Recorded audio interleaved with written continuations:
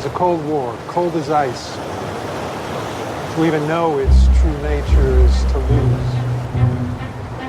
This is knowledge divided. All I have for you is a gesture in combination with a word, Tenet. Use it carefully. It'll open the right doors, but some of the wrong ones too. Welcome to Now Playing, the movie review podcast. I told you you'd have to start looking differently at the world. Hosted by Arnie. I'm not the man they send to negotiate, or the man they send to make deals. But I am the man people talk to. Jakob. We have an ace in the hole. And Stuart. I'm the protagonist of this operation. Today we are reviewing Christopher Nolan's Tenet. Don't try to understand it. Feel it. This podcast is spoiler-filled and may contain harsh language. Well, it seems bold. Bold, I'm fine with. I thought you were going to say nuts. Listener discretion is advised. This is cowboy shit. You have no idea what you're getting yourself into if you go through that door. Well, I'm going, so any tips will be welcome.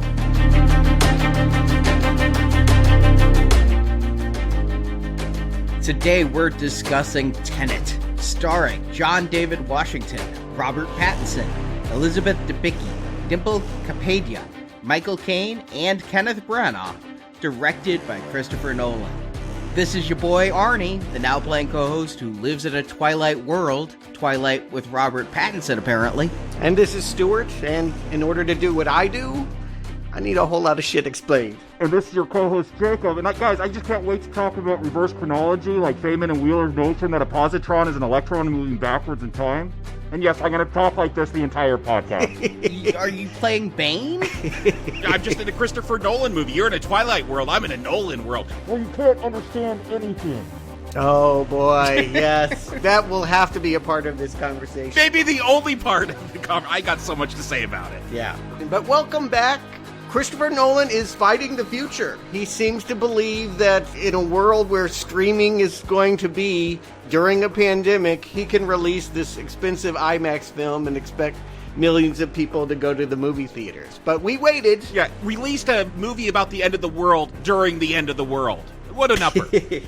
Should Nolan have released this? Because I do feel that the story surrounding this movie's release got as much press as the movie itself and its reviews did, because it seemed that Nolan was declaring himself cinema messiah. He was going to be the one to bring back the movie experience. Everyone was going to just break down the doors to see this non-franchise original concept from Christopher Nolan and get over their fears about this silly pandemic and go see Tenet. I hear a lot of editorial in there. I'm not sure that's exactly what he was saying. That's what I'm hearing, a non-Nolan thinking about having to go to the movie theater, maybe. It really did feel like, guys, I'm going to save the movie industry. Everyone's going to come back for my movie, which... Sure. I wasn't buying into it. Look, when I looked at the box office for his other films, yes, Nolan films make a lot of money, but it's not Avengers. It seems like a weird thing to be the tentpole that's going to bring butts back into the seats. A weird, time-twisting Christopher Nolan film, and in the middle of a pandemic, come out to the theaters. I think, you want some editorial, I think he killed theaters more than saved them. Here's all I would say. It's twofold. One, we spent a lot of money on this film, and I'm not sure we can recoup it just on streaming and home viewings. And two, maybe related to that, is we redesigned IMAX cameras. We rigged them in places that they had never been before. It would be a real shame if people never got to see this in IMAX. And I do think that, yes, in pushing to have his movie seen the way that he wanted to, he was also hoping that he could keep movie theaters afloat, which that is still a crime investigation scene. I'm not sure that that patient is going to live. I mean, next week we're covering Wonder Woman 1984. Watching it at home. A movie that swore it wasn't coming out until it could be in movie theaters. Maybe there's 3 of them in this country that are going to air it, but more and more, I think you're right. It's looking like the future is telling Nolan, you're going to have to think smaller. Should Nolan have waited? I mean, it's not like there was a gun to his head, firing a reverse bullet saying you must release Tenet in 2020. Oh, no, there was. He had to beat Russell Crowe's Unhinged to theaters because they wanted to bring everyone back. They wanted to be the ones who saved theaters. Unhinged opened a week earlier. Here's the thing that we can't know. I don't know what the bottom line was for Warner Brothers and profit margins, but stuff has come out about the Bond movie and how, like, every month that they don't open it, it becomes a more and more expensive movie. I don't know what it meant for the investors and the time frame for getting this movie out. It's a super expensive movie, and I'm sure there was a lot of pressure to create some kind of summer movie experience. Like, that was, like, they kept moving it every month. It was like coming in July, maybe August. We're trying for September. And I was reading all the trades. Nolan personally was pushing for this to come out. Warner wanted him to delay this just like they were delaying every other film. Nolan specifically was like, no, I want this movie out. He was arguing with the brass to get this pushed. And, you know, the result is it made a lot of money in China, but it still was a huge disappointment and money loser overall from everything I read. And here's what we can never know. Or maybe they'll invent a machine, we can go into it and see that other timeline at some point. But would this have ever been a hit? I mean, this movie is not summer popcorn fare. And maybe we've come to expect Christopher Nolan to have an elevated sense about his entertainment. But there's challenging, and then there's Tenet. I mean, I definitely feel like a whole crowd of people are never going to get on board with this movie. And I think this would have had a great opening weekend box office, and then the word of mouth would have got out, because that's all that I heard. Like, the word of mouth being you can't understand any of the words coming out of anyone's mouth in this film. Because that's all I heard, because I couldn't see it unless I drove an hour to a drive-in theater. So, like, by the time I would have been able to see this, like, I had not heard anything good. Well, I did go see this in IMAX. I knew we were reviewing it. I knew some of this was filmed in IMAX, and I wanted to see it the way Nolan wanted me to see it. I was going to go through his experience, so I did see this in IMAX. And then, yes, I saw it on streaming with subtitles turned way on. I saw it too in IMAX, but just to clarify, I saw it way back when I saw New Mutants, a movie that they tell me I saw. I don't even remember that film, but like a long time ago. There was a bear. Accents, lots of accents that you could understand, unlike this one. We really talked about, should we all go? Can we see this film? Do we want to tell people that they need to go to a movie theater? There was a lot of ethics connected with it, but I think we did the right thing. For lots of reasons, I benefited by waiting a couple months and then being able to have it come out on Blu-ray, being able to turn on that closed captioning is a godsend. It will be a transformative experience when you know what people are saying. Yeah, I could have seen this at the same drive-in theater I saw New Mutants at. I'm glad I didn't, because I couldn't imagine trying to listen to this audio mix over an FM radio like that. Wow, talk about not being able to understand anything. But I've watched it twice. Like, I wanted to have that theater experience. So the first time I put this in to watch it, no subtitles. I just put it in. I'm like, let's see if they fix the mix. Let's see if people are overblowing that whole thing with you can't understand anything. Then I had to watch it again with subtitles and take notes for this podcast because I couldn't understand anything. We were right. We didn't oversell the idea, because I think both Arnie and I came back and we try not to talk about a movie before we've had the show, but we both were just like, I couldn't understand anything. And I think that's universal. I think it's by design, and we can talk about why Christopher Nolan might want to torture his audience so as we get into it. But I do think that this movie loves its secrets and loves to conceal them. The one thing that I did to help myself in between watching the IMAX experience and preparing for the recording tonight was I did watch the movie again, but before I did, I read the script. I just wanted to understand as it was written, how Nolan put it all down and described it on paper. And then I also purchased a book called The Secrets of Tenet. By the way, the secret is we're going to take you for $45 more. There's really not a whole lot of answers as to what's going on in this movie. It's a lot about celebrating the technicians that brought it to the screen.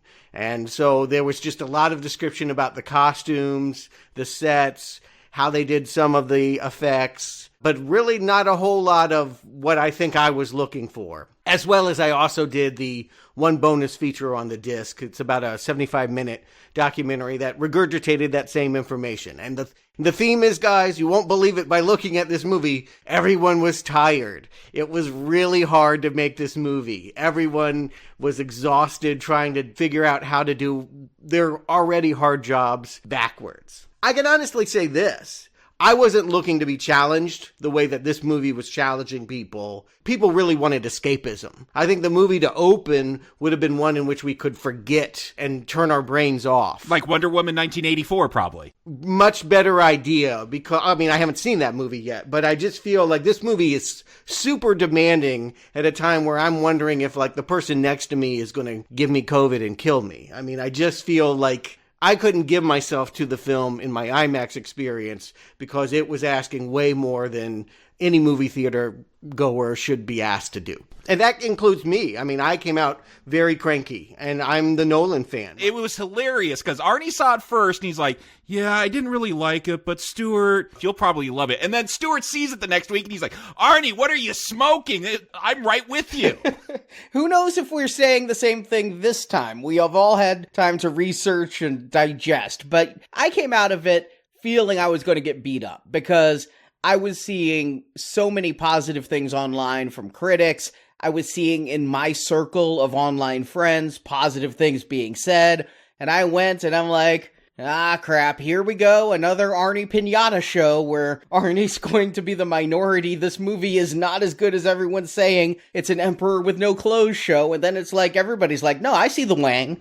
Yeah, I mean, I definitely felt like it was super problematic, but what I couldn't be sure about, because again, I saw it the way that I did, and with the audio problems. Not audio problems, that was designed that way. Well, I call it an audio problem, and the problem may be Christopher Nolan, but because he wanted to drown out the exposition, it really was a super frustrating. I couldn't be sure whether it was a bad movie disguising its badness or whether there was something good there, but the movie was trying to be too clever by making it something we had to see 4 or 5 times instead of getting it in one viewing. Now, the other thing that I did in the meantime, I felt like I wanted to revisit. I wanted to do them all. I really wanted to have a Nolan marathon, and my time frame just doesn't allow for that. But I thought it was important to see 3 again. Memento, Inception, and Interstellar. In part because I wanted to see if those first 2 held up. I hadn't seen Inception since theaters. I hadn't seen Memento since we did the retrospective in 2014. And Interstellar because that was another case of a movie where I walked away saying Green Arrow, and as the years rolled on, I was like, did I like that movie? I don't think I like that movie at all. Like, the problems with that thing kept magnifying, and I was like, I need to get some perspective on that movie, because it seems to me, and we were kind of saying that Nolan seems to be on a downward trend, that his more recent films aren't as successful artistically as those initial clever playing with time. You know, he loves time play, and I do too, but is it a trick that's gotten old was something that I wanted to know, going back to his first uses of it and then seeing Interstellar. Obviously, I don't think Interstellar is as good as Memento or Inception, but I will say I stand by my reviews. All 3 are Green Arrows. I did feel like there was parts of Interstellar I did really like, and it's all jumbled up with other stuff that I don't. And so it is a really mixed bag experience. I think I'm right to call it my least favorite Nolan next to Dark Knight Rises, which again, I've never seen since theaters. I haven't even gone back to that one since 2012. But I still feel like he's got a pretty good average at this point. I have no red arrows. I didn't go back. The one I wanted to go back to was Inception. I think that my favorite Nolan movies, it's hard for me to even rank them, but The Dark Knight, Inception, and Memento are 3 of his movies I absolutely love. And when I saw the trailers for Tenet, I'm like, you know, after Interstellar and Murph and Dunkirk, I'm like, he's getting back to what looked like that Inception kind of vibe, only instead of cities folding upon themselves and building out in this MC Escher kind of way, we were going to have things going backwards. But it looked like an action film that would be a smart action film. There was even rumors that it was a sequel, a secret sequel to Inception. Yeah, I went to see this in IMAX because I actually was excited thinking that this could be his next Inception. I haven't liked a movie of his very much since Inception. They're all kind of like, all right. But I really thought Tenet was going to be his return to form.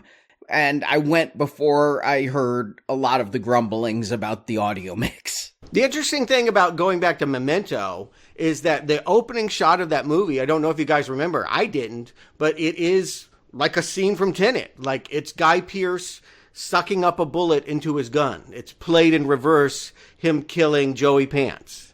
And that, I think, is where the idea for this started. Christopher Nolan said it had been bubbling around in his mind for about 20 years, and it has literary roots. I know that normally in Now Playing, we say you don't need to read the book to understand the movie, but let's do it, because it's only 5 words long. I think we can just take the time to see where Tenet came from. You're getting it here, listeners. A bonus audiobook in the middle of your movie review. Exactly. I guess in Pompeii, the ancient Roman city that was, covered in volcanic ash and everyone was killed, when they dug that up, they found this stone tablet. It's known as the Sator stone. 5 words, 5 letters, arranged one on top of each other, and it's kind of a palindrome puzzle. Satyr, Arepo, Tenet, Opera, Rhodus. If you read it left to right, or if you read it top to bottom, or if you read it backwards, it all says the same thing. And no one's quite sure, as far as I can tell, no one is quite sure what it means or why it exists, but they found this Satyr stone in other places, and so it's been this sort of historical word game mystery. And I do think that Nolan was attracted to this for a couple reasons. One, it's connected to a civilization that was thriving and then suddenly was wiped out. That's going to be a big theme in this movie. And then I can take all of these words and important names and I can incorporate them in a spy story in which it's important to look at things going forward as much as it is important to look backwards. And then the other thing I think that really inspired him and helped the script come together, because he hadn't written a thing until he made Interstellar, was he was working with physicist Kip Thorne, and that was when they really got into a discussion about how time inversion might work. And, way above my head, I don't think I could explain it, what I read, but the thing I got out of it, the thing that he hitched his wagon to, was that the laws of physics are symmetrical, and that, time is the same going forwards or backwards, except for the fact of entropy. And so if you can control entropy, you unlock chronological motion. And that was the thing that made him go, I need to come up with something that is all built around controlling, flipping entropy, and then I can do the kind of fun stuff that, I think he was thinking about Inception, Arnie. This was one of those movies he did for him in between his more popcorn Batman kind of films. Yeah, I did a little bit of research into the physics on it. I'm not a physicist. I read some articles where physicists dumbed it down and discussed entropy, and that Einstein felt like we experience time in one direction because entropy moves in one direction, but there's nothing in physics that say we have to experience time in one direction. I mean, it's not like we experience the first 3 dimensions only in one direction. You can walk backwards. So time is the only dimension in which we are all forced to go forward at theoretically the same speed. So, I did a little bit of research into it, just enough to know this movie is smart in what it's talking about. It's not total Doc Brown bullshit, but it's also very shaky on certain grounds. And they say many times in the movie when our protagonist asks questions, don't worry about it. And I think that's Nolan speaking to us. Yeah, I don't really care if these physics are real or not. I care about the story. Am I engaged in it? Do I get some cool action? Like, you take The Matrix, that's got some crazy theories. Like, I've read stuff, it'd be totally inefficient to turn humans into batteries the way the robots do in that film, but damn, it looks cool, and it's an engaging film, and I'm into it. I don't need it to be scientifically accurate. I need a good story. I hear what you're saying, Jacob. I mostly agree. But, we did talk about hard science is its own branch of sci-fi. And there is something cool about the fact that some people don't just make up shit. And Interstellar, the difference is Christopher Nolan said, when I made Interstellar, I made the story a slave to the science. We did what was according to Kip in that movie. And this, I listened to Kip and then I said, yeah, but I want to do this in my movie. So he really took a lot of creative liberties after sort of ironing out what entropy and inversion was going to do in this world. Yeah, I just think just trying to say, oh, it's all about the physics, that's marketing. And that was part of the appeal of Interstellar. Like, here's a hard science fiction film, and what would time travel and space travel and all that stuff look like. And that's interesting, kind of like when we did the original Andromeda Strain. Like, what's interesting about that film is just how it's this slow science burn. So that can work, but again, it's not something I totally need. And Chris, you already did that. Like, let's get back to Inception. That's my feeling. Well, that leads me to a question. I had read Nolan was going to do a James Bond film. It kind of feels like this is. Was he going to do a Bond? I can't substantiate rumors, but at some point when the Broccoli's were searching for a director to take over, I think around Skyfall, they honeymooned with Christopher Nolan to see if he would be interested in doing it. That would have been around the same time that this story was starting to congeal. Maybe they just didn't think that he had the right sensibilities. So ultimately, the way I take it is the Broccoli's passed on him. And he was inspired to tell a spy movie. And this entropy inversion stuff he felt like would fit in well in a James Bond kind of world. But yeah, I can't imagine Daniel Craig like firing a bullet backwards. Like, it would be really weird if this were the new Bond movie. I just didn't expect a Bond-like spy thriller when I went into this movie. Now, Nolan, he and JJ love their mystery boxes. Nolan doesn't like to tell you a whole lot what the movie's about going in, so I had no way to know that they were trying to cast our protagonist basically as a new James Bond. He was going to have a Bond girl and a Blofeld-like villain, and that was a shock to me. Oh, okay. I think I knew that in some way. Something about the pre-release material gave me the indication that, yeah, if Inception was his Ocean's 11 movie, this was going to be his 007 movie. But let's find out what kind of movie it is, because I think the interesting thing is when Chris got all of his cast and crew together, usually before they start production, he screens the movie that puts everyone on the same page and says, this is what we're going for.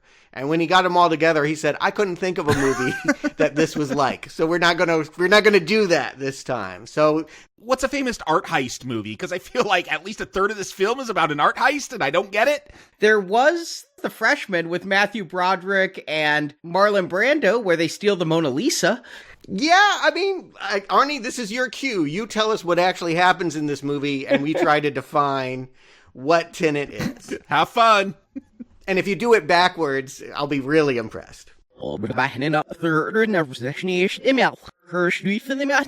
got to do it at the same time, backwards and forwards. We need a pincer here.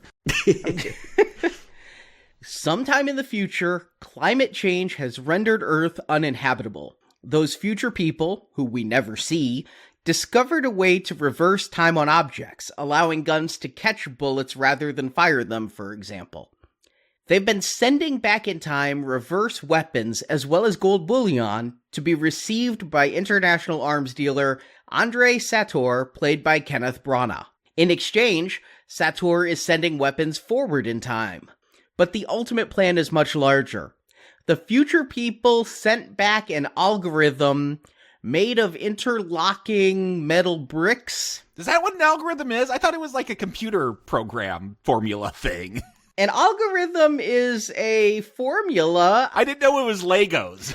They specifically said they wanted to make them physical, so that if you break these 9 pieces apart, you would have that very formula. Again, as a coder, this is not what I know as of an algorithm, but they call it an algorithm that, when assembled and used, will reverse all time. This will kill everyone who ever lived, but allow the future people's Earth to start going backwards so their ocean levels again recede and their land is fertile. Sator agrees to do this because he's a sociopath with pancreatic cancer. He figures if he must die, it's no loss that the world die with him. Into this plot is pulled our protagonist, who has no other name than the protagonist, played by John David Washington. After passing a test of loyalty, Washington is admitted to a paramilitary spy organization called Tenet. In this group, he learns the rules of backwards time travel, and he and his partner Neil, played by Robert Pattinson, are charged with infiltrating Sator's organization and stopping him from using the algorithm. The protagonist does this by using Sator's unhappy wife, Catherine Barton, or Kat, played by Elizabeth Debicki. But despite her assistance, Sator gets the last piece of the algorithm and plans to detonate it. These machinations involve a lot of time travel, forward, backward. The protagonist unknowingly gets into a fight with his future self, who's traveling backwards through time. All the convoluted plot points we're going to get into in this podcast. But the film ends with Tenet's paramilitary troops doing what's called a temporal pincer attack in Russia. This means a squad of troops attack from the future in reverse time, while another squad attacks from the present in forward time. The goal is to get the algorithm before Sator ignites it with a nuclear bomb. They barely succeed in doing so, and along the way, the protagonist's life is saved by a troop with a red string on his backpack. After the mission ends, the protagonist realizes Neil has that string on his backpack, and though the mission is over, Neil must walk to his death as to not create a paradox. It turns out Neil has been going backwards in time, having been recruited into Tenet in the future by the protagonist himself, who is the head of Tenet. And he takes over the organization he started, self-appointed to maintain peace through time, as credits roll. Forward, not backward. You forgot all the stuff about suntan lotion. There is a lot about lotion. A lot of art stuff, a lot of suntan lotion. You guys wanted the plot. I gave you the plot. I did not give you a blow-by-blow. That's what we're here to do. Right. And as we start, we are at the Kiev Opera House, warming up, a big crowd gathered, much like I think Christopher Nolan imagined his audience, waiting to see a show begin, and out breaks a terrorist attack. What can we know about this event? What is real and what is not here? We will later learn that all of this is a test for our main character, and that our main character is testing himself because he runs Tenet.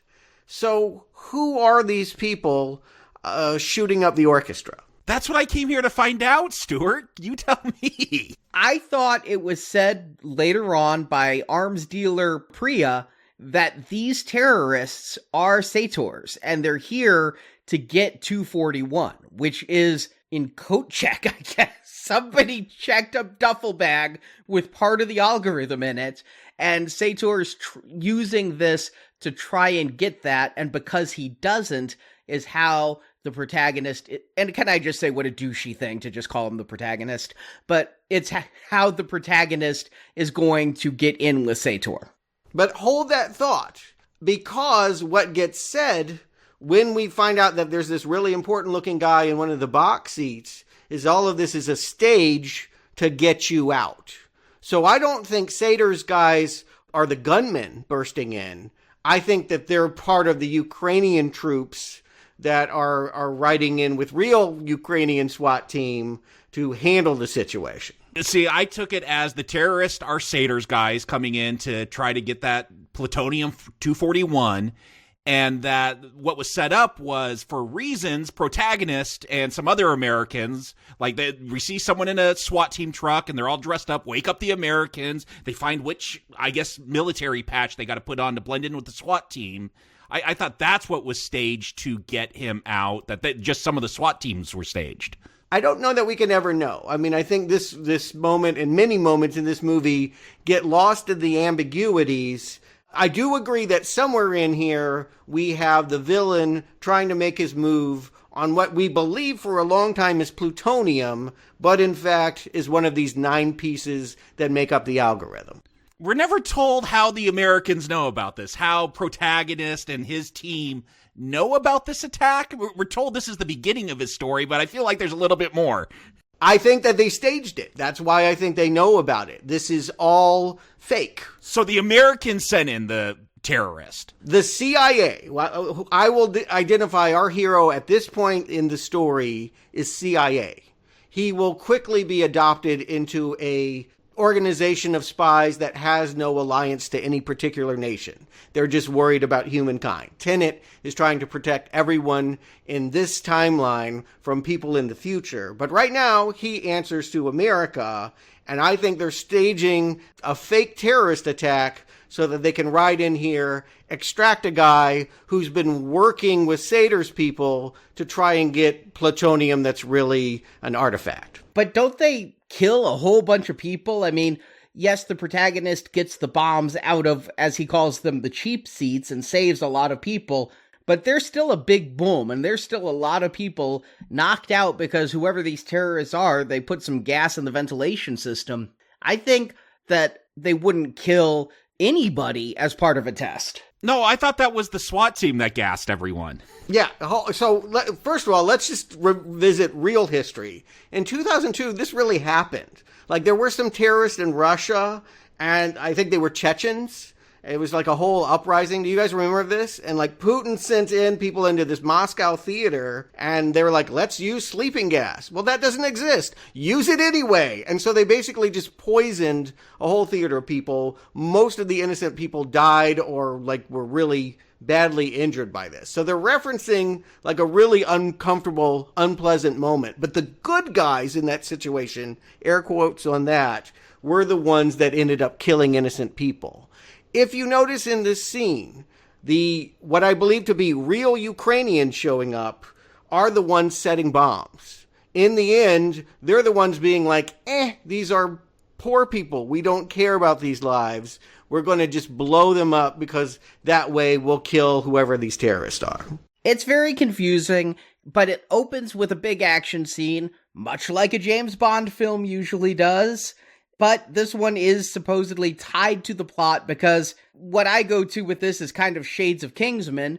The protagonist is caught and tortured to see if he'll give up the CIA, but that's all just a test to see if he can maintain loyalty. Okay, here's my question. What is the test? Is this whole thing with the terrorist? Is it just to see if he'll take the suicide pill? Is that guy torturing people also a CIA agent testing him? Or do they just always hand out fake suicide pills and then somehow find out a way to rescue you? And if you took it, then you pass some nebulous test out in the field? That's why I would say it is impossible to know what we're watching in the scene. It's impossible to know. There's so many ways you could read it. And so many people could be in on it. And the way that ultimately, just jumping to the end, we're to understand what Tenet is, it's one guy trying to keep everyone else ignorant of what's going on.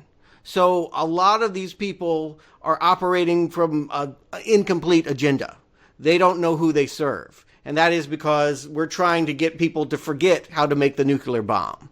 Essentially, we're trying to uneducate and uninstall dangerous information that has been released Pandora's box style into the world. And so the way that that is protected is that we have this main character. Let's just go ahead and get into it. You've already talked about it, Arnie. Protagonist?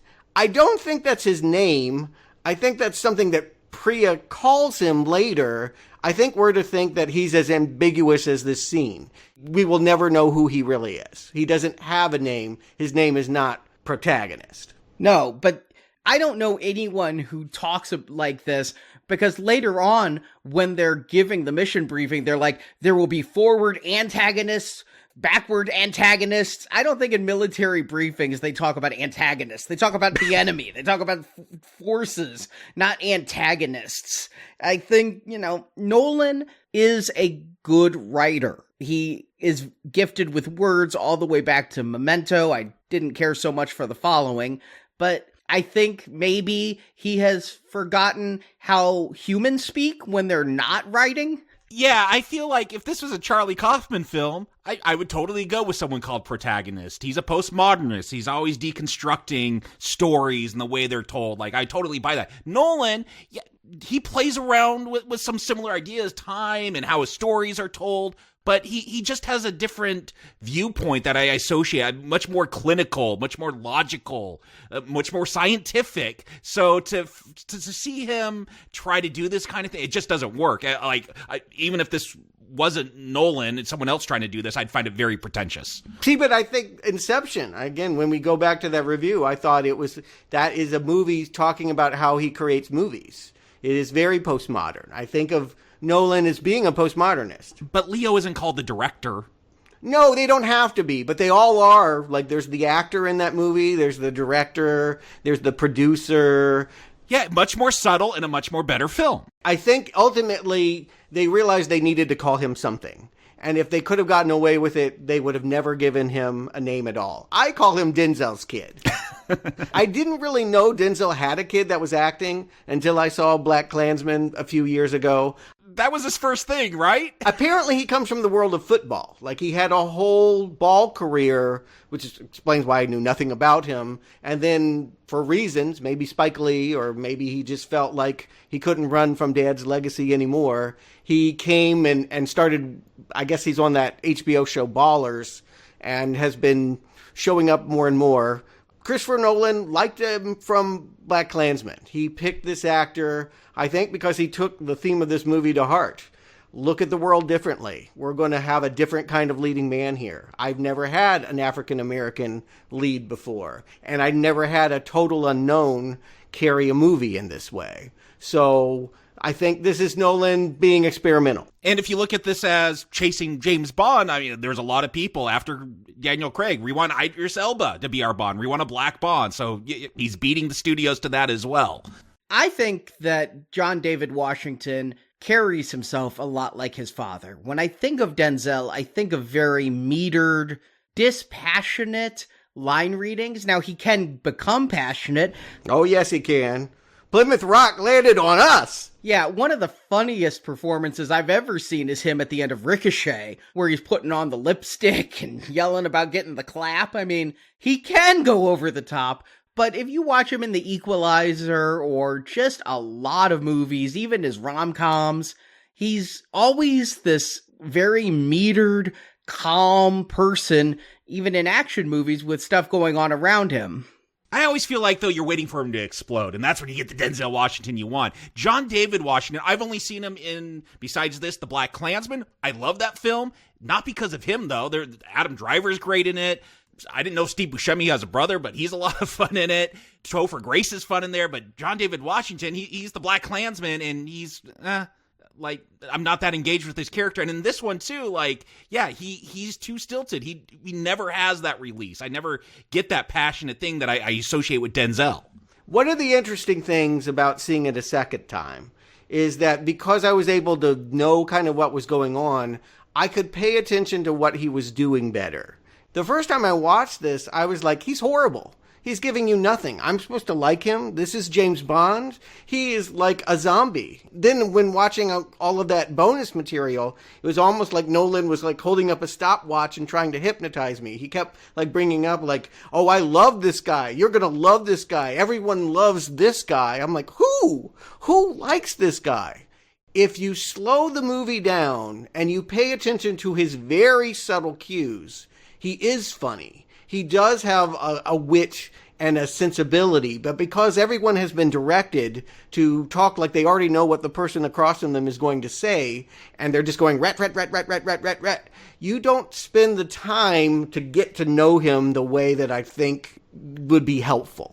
Yeah, there's one moment that I really like with him, because in a future scene we'll talk about, but, he's told, you're playing a billionaire. You can't wear a Brooks Brothers suit, and he's trying to play this very rich industrialist, and then, this woman tells him, oh, I went on a $9 million vacation. He's like, to the moon? Like, he just can't fathom that you could go on a nice vacation for $9 million. I'm like, oh, that's great. Like, that's his character. I wish there was more of that. It's there, but you have to slow the movie down. I don't think he has a character. What I'm missing from this movie and Inception, what made me connect with Leonardo DiCaprio was his wife and his spinning top, and that story that did feel very much like Memento. And what I'm relating to with Guy Pearce in that film is the death of his wife. I mean, his best films always have that human connection. And I can't tell you a thing about the protagonist. He doesn't, it doesn't even have that moment of Men in Black where Will Smith has to think for 30 seconds about giving up his family and life so that he could become part of this underground organization. The protagonist is presumed killed. This guy who I think we only see once in the whole movie says, "Welcome to the afterlife, and I'm going to tell you Tenet." It's this hand gesture and a word, and I never know what the protagonist feels about any of that. Here's why I think we're supposed to like him, and it's in the opera moment, is that there are all these bombs around, and his other guys are like, "Not our mission, don't worry about it," and he's going to like, "Nope, I'm going back for that." It is the save the cat moment if you've read that book of screenplay writing. It is totally saving the cat. It is, and that's important for this character because he's trying to care about people that he will never know. He's trying to protect the future and save us from the future at the same time. He has the ability to have compassion. One of the themes Nolan talked about in the behind-the-scenes stuff that he really wanted to come through, and does occasionally, is the idea that you can be very mad at older generations or future generations about things and do inhuman, cruel things to them. This is a character that wouldn't do that. And so I think his only defining trait, he is kind of generic by design, and I think a lot of spies don't get to have a personal life. Sorry, James Bond, but that's not the model. Most of the time, you're going to do what he does in the wind farm of just spending hours doing push-ups, drinking water, and waiting for your orders.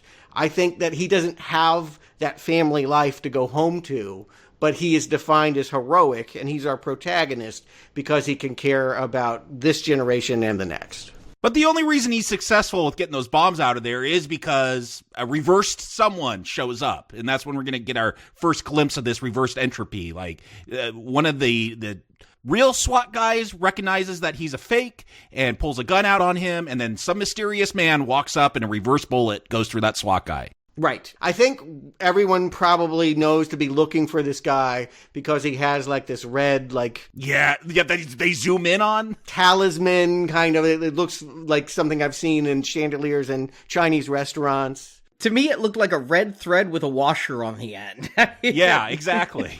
Yeah, I feel like there's a Eastern spiritual thing that I'm not totally knowing about, but it connects them with Eastern philosophy, I think. And maybe there's readings to this movie where we could bring that philosophy in. I can't provide that, so I'm going to move on. It's important because we're going to be looking for that guy again. You have suspicions right away, though, right? Right, it's Neil, yes. We haven't met Neil yet, but even the first time watching this film, I know Robert Pattinson's in it, so I'm like, that's either John David Washington saving himself, or that is Robert Pattinson, who's going to enter the film later. I didn't put that together. I saw that they zoomed in on the red string, but the first time I did not pay close attention to it until it came back later, and I was like, oh, here, I just thought a member of his team saved him, which I guess is what happened. You didn't notice the reverse bullet? I did notice the reverse bullet, but I knew what movie I was in. Right, and why would he have one, and what would that mean? It's a busy scene and a lot is going on, but it starts the audience, it sticks in your mind and starts them thinking about, yeah, I saw that in the trailer, when are these reverse bullets coming? Because all of this seems to be going in forward motion. But soon, now that we have this character passing the test, he is going to learn that he's in a world where the present is fighting with the future. And I thought, here was something that I just had to get over, because when I saw the trailers and all, I imagined it like you could fire a gun, literally behind you, and it would kill someone in the room 20 years before, that isn't standing there. So it took me a while to realize that it's really not about bullets firing backwards. That ultimately it's about, how would you describe it? I almost think of it as a wave machine. And right now it's all tilted towards the future, but if they can tilt it back on us, then they can wipe us all out. Yeah, at the very end of this film, there'll be talk about fate and predestiny and free choice. I still don't know how all that works, because these bullets already have to be shot, I guess, in the future to go and be caught by the gun in the past. No, they're reversed. What's happened is they've gone to the future, and in the future, they've run them through some machine that makes them a reverse bullet, and then buried them. So this bullet is going backwards through time.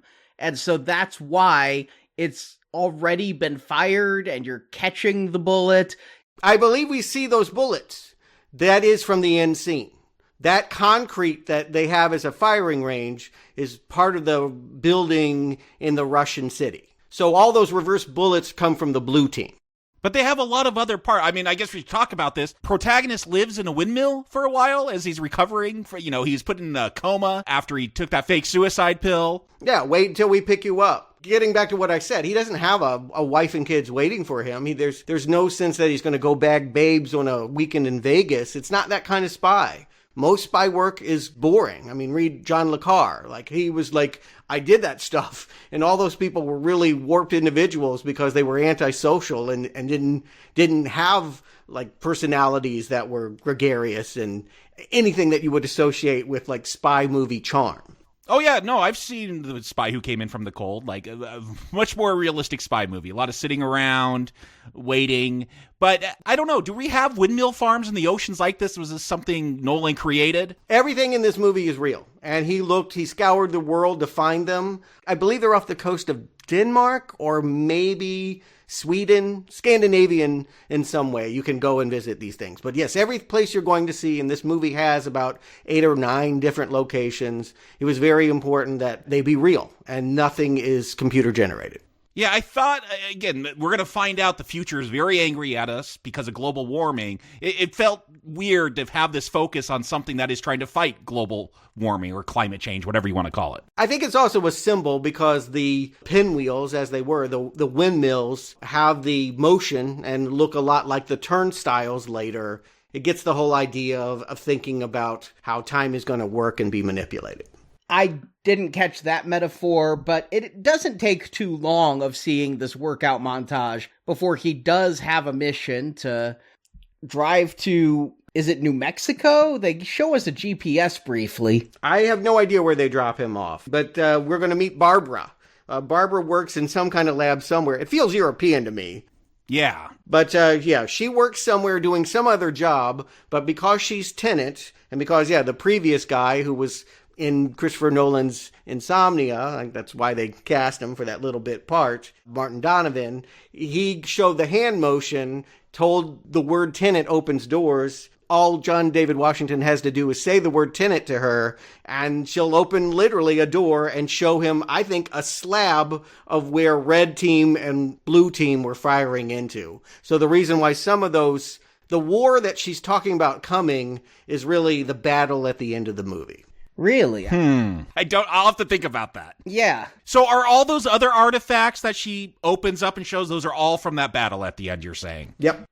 You know, if I cared about this movie more, I'd rewatch and look for that particular piece of rubble, because it does have a strange shape. But what I'm struggling with is this movie is moving pretty quick, actually. We've been introduced to a lot of people, and he's indoctrinated into the society, and we're 13 minutes into the movie. And we've met that guy who, as you mentioned, wasn't from Insomnia, and now we've met this weaponsmith, and I'm finding Bond parallels. The guy who shows him the hand gesture and says Tenet is like his M, and this person, the weapons person, is like his Q, and we won't see M and Q usually again in a Bond film. Sometimes Q pops up with a new gadget, but not always. But yet here, I'm like, why are we being introduced to so many characters who show up, babble exposition, and then we never see them again? Yeah, it was definitely a frustration of the first viewing to feel like we just had this Shaggy Dog story where he goes from place to place, and a lot of these people never came back. I had no idea why he was going place to place because I couldn't understand what was being said. That was also the struggle. But in IMAX, maybe the speakers were a little less muffled, and I was sort of, at this point, I wasn't totally detached. Oh, no, I haven't become detached yet during my first view. I didn't understand the science she was saying, but I knew that he had been told by the GPS, this is where he needs to go to get his mission. But it is the theme of this movie that the less you know, the better. Like, we don't want people to know what's going on. And so you can't go to one person and they're going to go blah, blah, blah, blah, blah, blah, blah, because now they become a liability. Now they're a potential threat, like the bomb, right? The more countries that have it, the more in peril this world is. So we got to keep Tenet really, really small. Except for an entire army, but we'll get there. Yeah, but they don't know much. And a whole bit is made about the fact that the Splinter team knows things that the rest of the soldiers will never know. Yeah, there's some interesting dialogue when you have the subtitles on and can understand it about, because of credit card records and all this stuff. Like, the future knows all about us, so they have to be super secretive. That's why protagonist is told, when he learns the word Tenet, that's going to open doors, but it could also turn people against you because it's just some nebulous thing, people on both sides. We're told during this whole demonstration scene with the bullets going backwards, they're trying to prevent World War III, worse than nuclear holocaust, this backwards war. They say it's a Cold War, so I'm like, oh, so the Russians are trying to get this backwards technology? I thought all these nations in our time were trying to get backwards technology because that would give them the upper hand just like a nuclear bomb would. But almost no one knows about this. Okay. And even she doesn't totally know. I mean, she says, we're not even going to tell jokes or personal stories. We cannot be talking about this. And if we write things down, then it's going to be seen in the future. She knows enough to know that this is, to her, World War III. But in fact, when she's talking about a future war, she creates the impression of something that I don't think ever transpires. She's thinking that, yes, people from the present will be firing guns forward while people in the future will be firing inversed guns at them in a literal war. That was kind of where I was stuck on this. Yeah. But no, that's only the climax of this film. That's it. So where did these bullets come from? Now here's a give me. I guess the rare metal quality of these shells could only be made in India. And if you're going to get weapons in India, there's only one dude, and he lives in a Mumbai skyscraper. And this reminded me a lot of The Dark Knight. Remember when Batman had to infiltrate that skyscraper? A Chinese businessman, which those exist. That makes sense. Bullets made of rare metal only from India. I'm not a big Second Amendment guy. Maybe these bullets exist. Listeners, let us know. But it's hard to swallow. What it is the theme of this movie. Think of, the world differently. The point is that we think an arms dealer, that must be this guy, and surprise, it's his gentle-looking wife, the Bollywood star here, who we would never suspect, but yes, maybe we can deduce. I was not surprised. I totally suspected. This is such a trope. But to help him infiltrate, we are introduced to his partner, sidekick, guy who shows up sometimes. Yeah, he just shows up, right? Neil, played by Robert Pattinson. Now, I've talked about this at the end of the film. At the end of this movie, Neil walks to his death and says, "We've had a long friendship." Don't you think they should have cast somebody much older than Robert Pattinson? Robert Pattinson's 34, but if they're going to talk about having this long friendship and things, I'm thinking they should have brought in... Don't get me wrong, I like Robert Pattinson in a lot of movies. He's actually really recovered from my hating the thought of Edward, but I would have liked to have seen a Kevin Costner or something in this role. Somebody who's low-key, but we would believe at the end of this movie, oh, they did have a long friendship, 20, 30 years, because as it is, I'm like, what, they hung out for a couple years?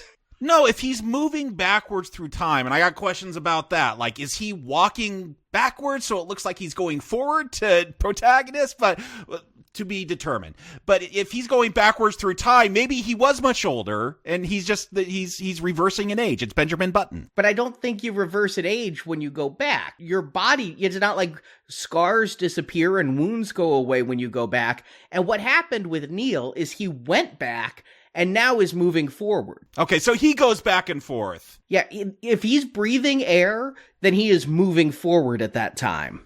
That's what I figured. I thought it would have been a cool reveal if at the end, he was doing everything backwards the whole time to look like he was moving forward. That would be absurd, but yes, it would have been surprising. It's such a better movie if that would have happened. No, a real good trick to follow here, one helpful thing to just keep in mind, if people are wearing oxygen masks, they're traveling backwards in time. Now, what I would presume is Denzel's kid put on an oxygen mask, went back in time before this moment, and got to know this guy for 10, 15 years. So there was a history. I think this guy's out there maybe 25 or something and is going to be recruited. If there was a sequel, it would be recruiting Neil at age 25 with this guy, and then, their adventures would begin, like Holmes and Watson. I mean, there's even theories out there. I've tried not to read too much what's published on the web because I just wanted to focus on what I saw and not what other people were seeing. But I have heard the rumor Kat's son Max may be Neil. I have no idea how that would connect. I'm not going to spend the time to diagram that. But I think it is one of the more charming ambiguities of this movie is that we don't really know where Neil is coming from, but we definitely know that he knows more than he's letting on. Because right here in this moment, he's like ordering drinks for protagonist and saying, I know you like Diet Coke. I know who you are. And throughout the movie, it's fun to watch him kind of read a scene, and you could just see that shiftiness in his eyes of him trying to calculate what this means with stuff he's not sharing. Because again, this is a movie where if you know something really important, keep it to yourself. You don't want to be telling everybody or the future is going to find out. So do they have bungee cords that have come back from the future and reverse bungee jump up the building? Yeah, it's a batarang, isn't it? Batman, Adam West had this. I mean, I couldn't tell if this was some kind of repellent line or if it was reverse bungee jumping. Yeah, it slingshot him up and then they jump down. Yeah, it's like a harpoon. They fire a harpoon and then they bungee up. Yeah, but I think Nolan's trying to get into the themes of this film. Like, you think of bungee jumping going down. Here they're going to use bungees to shoot up. Mm-hmm. And they really did this. Again, they'll brag throughout all of the bonus materials. Those actors really had to run up that building 3 or 4 times. Question, though. They meet Priya. It's revealed that she's the arms dealer. Is she an arms dealer? Why is she helping them throughout this film? She's part of Tenet. She is. Okay. Kind of. Is she part of Tenet, or is she like a subcontractor, an independent party who has been hired by Tenet? Because she's willing to kill the love interest at the end of this film. I don't know how that fits into Tenet's plans. Well, we'll get there because no one can live that knows about Tenet. Okay. It's always built into the idea that if you know what was happening at the end of this, we'll talk about it in the climax, time to kill you. Like that was going to happen for all the main characters. And so I think we're supposed to have the impression she's the head of Tenet, that she knows a lot more than anybody else. And we'll find out later as her story goes along that she's not sharing information. She's tricking our protagonist to do things and having him give away the artifact when he thought he was trying to reclaim it. That she seems to have all the answers, and therefore she's the head of Tenet. The surprise, of course, maybe not a surprise if you've seen Interstellar and you know that Matthew McConaughey is the ghost that's haunting his daughter, that it's protagonist all along. He's the head of Tenet, but I think we're supposed to think for much of the movie, she's the head of Tenet. I never thought that. I thought she was an arms dealer who was working with him either to prevent Armageddon or because she was being paid to. Yeah, sometimes in a Bond film, he'll get information from villainous characters that will help him out to get the bigger one because, they have something to gain from that. So I'm like, what does she have to gain by selling out Sator? But at this point, all she has to do is say, I gave him regular bullets. And if they're flying backwards, you need to go find out how to do that. She's being very coy about what she knows about inverse technology. And he's not sharing a whole lot either. He just knows that he needs to find out more. He's got a name now. Like, I finally know who I'm supposed to be tracking. The Bond villain is this Russian oligarch, Sator. How many films has Brana had cancer in? Yeah, I mean, this to me, we had just reviewed Shadow Recruit when I saw this in theaters. Yes. And so I was doing a double take during this movie like, is that Brana? Is he playing an evil Russian villain again? Is he terminal again? Is this a crossover? I thought for sure when he was getting that belt out to beat his wife later, he was going to make her eat that light bulb. I'm like, if you make her eat that light bulb, I'm walking out of this movie right now. I do love it. Like Brana, Shakespeare and Russian gangsters with terminal illnesses. That's what he's being typecasted as. Well, we haven't gotten to him yet. Right now, he just remains a name. No. First, we got to meet Michael Caine, who's going to tell him, don't shop at Brook Brothers. Yeah, we go to Mr. Crosby, who I guess he's in on this Tenet thing. He's with the government. No, he's not with Tenet. He's with the British government, and he has been getting information from Sator all this time. They think that they have something on the Russian government, but they know secretly that it's crap. Again, this movie's theme is ambiguity, and who knows who's playing who, but everyone... I think that Michael Caine, the actor, did not know what he was doing when he was brought to set for the couple days that he shot. He read his one scene. He had no idea what this movie was about. But for Nolan, it was important to bring back lucky talismans from all his previous movies. Caine has been in a lot of his films. They also brought the actor back from Following. His very first movie is the snooty waiter that seats the protagonist. And I do love when protagonists ask for a doggy bag from him. That was great. Can I get it to go? No. Yeah. Again, this is where, like, the first viewing, I didn't see any of this humor. And so I was not connecting to these people, and I was really feeling like, who wants to watch a spy movie with these zombies? Watching it again and being able to rewind and see those subtitles and just being able to focus. Just like Nolan wanted you to in IMAX theaters. Rewind, subtitles. Being able to focus on what the actors are doing with their face helps, because this is a very British comedy, and like it's very like played down low.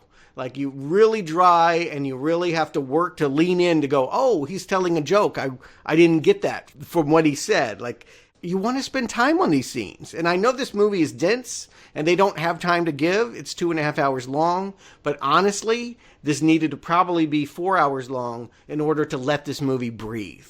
This movie has no time to breathe. Just cut one of the diversionary things. Just, make the Rube Goldberg a little less complicated, and you could have added more character time. Yeah, let's talk about this part of the Rube Goldberg, because, oh boy, we get a lot of background information about Sador. He grew up in a secret. Secrets are a big deal in this film, as you keep pointing out, Stuart. He grew up in a secret Soviet town, and... That's real, right? The secret Soviet towns? Well, it's a secret, Arnie. I don't know. But yes, apparently it has come out that the USSR, the Soviet Union, did have places. And who knows? Maybe there are here in America, too. Like, there are just secret places, certainly where they developed the bomb. Like, there's just secret areas where you don't want other people around when you're doing shit. And so this was, a little Chernobyl that basically this Russian, when he was a teenager, and this is why Kenneth Branagh was probably too old for this, but we're supposed to think that as the Soviet Union collapsed, he came into his fortune stealing plutonium as, people lost track of where all of that radioactive material was. It's vague on how old he's supposed to be during that, because he says it was his first contract job. Like, I think he was a contractor. No, the script tells me he's supposed to be 40, and Kenneth Branagh is not. And the second is, like, he was saying that this was the job that made his company, and he was willing to handle radioactive materials when other people were like, I ain't going to do it, except this other guy that came with a Geiger counter and a shovel that he's going to beat to shit and kill in order to get. We have a little flashback, later, and it's interesting. When he digs up that box, it's a message from the future. We see his name in there along with the gold bars. So they knew that he was going to be the one to find this, and this is the start of his relationship. Yeah, that revelation will come later. At first, we think he's just digging up nuclear waste and selling that. There's plutonium and all that. But yes, he gets a message from the future. But then he gets married. He has this wife who appraises art. She tells him to buy a forged piece of art. She doesn't know it was forged. He finds out and uses that to blackmail her. I think she knew. Yes. I think she was sleeping with the forger. Oh, okay. Yes. That was not clear on the first viewing. Or the second for me. Very clear for me after absorbing all of the bonus materials. Yeah, she hates her husband. She obviously loves art. She appraises it. Found somebody that can replicate Goya and Rubin and what have you, another artist. Fell in love and then said, why don't we rip my husband off and run away together? Got caught.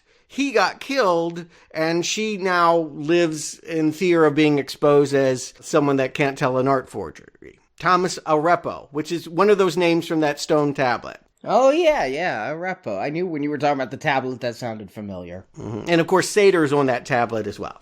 And so they meet at a nice dinner, and Kat isn't sure whether to trust the protagonist or not, but Sator's guards certainly aren't, and we're going to get an action scene here where I think this is the first time I've seen an action movie where the hero grabs a cheese grater to use on a guy. Yeah, I gotta say, and I said this way back with Inception, like Christopher Nolan, great movie maker, action, not his forte. Like that whole snowmobile, which felt like a James Bond scene in Inception, like just, it didn't have that pizzazz that I associate with action films. And this choreography, it's all right. Like, yeah, I like he pulls out a cheese grater. That feels unique, but I don't know. Maybe he's going for super realistic fighting. I'm never taken in by his action, and this is another time his action fails for me. I mean, sometimes I like his action. I mean, Batman. Well, yeah.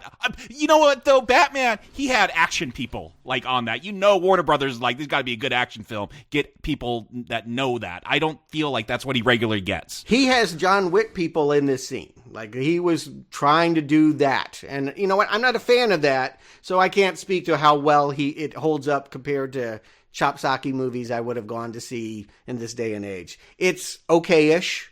I'm not thrilled by it. Grabbing the cheese grater reminded me of something Bourne would do, but now that you've said John Wick, I'm like, yeah, John Wick used a library book kind of like this. And so I did see that, but I gotta disagree with you, Jacob. Sometimes I think Nolan can do action well. I go back to Inception. Yeah, the snowmobile stuff wasn't all that, but the fight in the hallway where they were running up and down the walls. Yeah, no, he's good at that stuff. You're right. I liked that, and I kind of like this. It's not completely getting my adrenaline pumping, but it's good to see the protagonist be competent and kick a little ass. He's been out of his element now in this movie for 20 minutes. And so, you know, he's being told he doesn't dress right. He's being told he doesn't know anything. He's going from person to person for data dumps. It's good for me to see him be able to stand up and assert authority, because otherwise he's a really bad protagonist. Yeah, I think you're right. It's time for him to win a fight. It's kind of a fun scene because it's a romantic scene. What we don't realize, because the romance is downplayed really low, is that he's kind of attracted to this woman and he wants her to call him. And so, like, in the middle of all of this, like, yeah, my husband's going to beat you up and you probably won't die, but I'll never see you again, is the idea of like, oh, I'm going to kick their ass and I'll be at your school tomorrow. This is where she makes the deal to him. If you can get that Rubens that I, am being blackmailed with, if you can get that out of Hawk, then I will help you. Oh, this is such a convoluted way to get her to help. Yeah, I like the action scene which comes, but this is a real stupid subdiversion. This feels like a video game where, like, you have this extra mission and the level designer really knew what he was doing, but it might be fun to play, but it is not advancing the game. I agreed with you the first time, because I was like, why are we spending all of this time on it? But I actually think if you're looking at the performances and you're seeing the way that these people are trying to romance each other and manipulate each other, like, I think all of the love triangle that's going on here, these people at various times are really asking to be loved, and at other times saying, I'm going to play you. I'm not saying Christopher Nolan is one of the best at that. I don't know that I'd want to see his romantic comedy. He's no Sam Mendes. But I do feel like him going out of his way to get art for her there's something kind of sweet about it. I don't know how else to put it, but there's something a little charming about it. I wish it had a lighter panache. I wish this whole movie was less leaden. I mean, it's so self-serious, and sometimes that is a gift for Nolan, but I think I would appreciate it more if we just, again, had more time to breathe. This main character could be a little bit funnier, a little bit more Sean Connery. Yeah, because I feel like that's what Robert Pattinson does for this film. Neil, like, when he goes to that Freeport to scout it out, like, I'm having a lot of fun. Like, I'm smiling when Neil's around. He's making jokes. He's light. Protagonist is just this relationship with Kat. It's not good. It doesn't get to where it needs to be. Here's the thing, is this little submission is going to be very important, because in this vault, Sator not only keeps his art, but keeps an inversion machine, and there's going to be an inverted fight. They need to go to this vault, but to go there under the pretense of grabbing fake artwork and then having a revelation this is part of the main plot, there should have been a main plot reason getting them there. Well, here's the way I look at it. If we're talking about human relationships, and I think that's important to keep that in focus, because God knows, like, it's not Nolan's gift. So let's try and think about this. So if you are Sator and you have all over the world these turnstiles, how are you going to protect people from finding them? And how are you going to afford building all of them? Now, you do have gold coming from the future all the time, so you got a lot of money. But I do think that he looks at his wife not as just a beautiful woman that he loves, but also someone that can help him design the front. All of these free ports, and I had never heard this term before. I knew nothing about this world in which you can basically smuggle art tax-free. You can just store it on a dock or store it at the airport. Yeah, you don't have to go through customs. Let's face it, I appreciate all our now playing donors, but we're not at the donation level where we live that lifestyle where we'd know what a free port is. Yeah, what is the monthly rental fee for a free port? If you have to ask, you don't get it. Yes. Exactly, yeah. I just asked for my food to be wrapped up, too, at the very expensive restaurant. I love in my Brooks Brothers suit, and I spent I saved up big to get that Brooks Brothers suit. You go to vacation on the moon? Yeah, there's some class issues here, but what she brings not only is just, a pretty woman. Kat is, by the way, 6'2", this actress, and she does, I kept thinking that, Denzel's kid is short, but, no, she's super tall in heels. So, she's taller than everybody. But she is getting the art. Without really realizing it, she's creating this idea that all these rich people have it invested that no one will get to the center of the Pentagon, which is the secret. That is the thing that nobody else knows about, not even Kat knows about, is the fact that Sator has turnstiles presumably all over the world, and you have to figure out a really ingenious way of getting into one.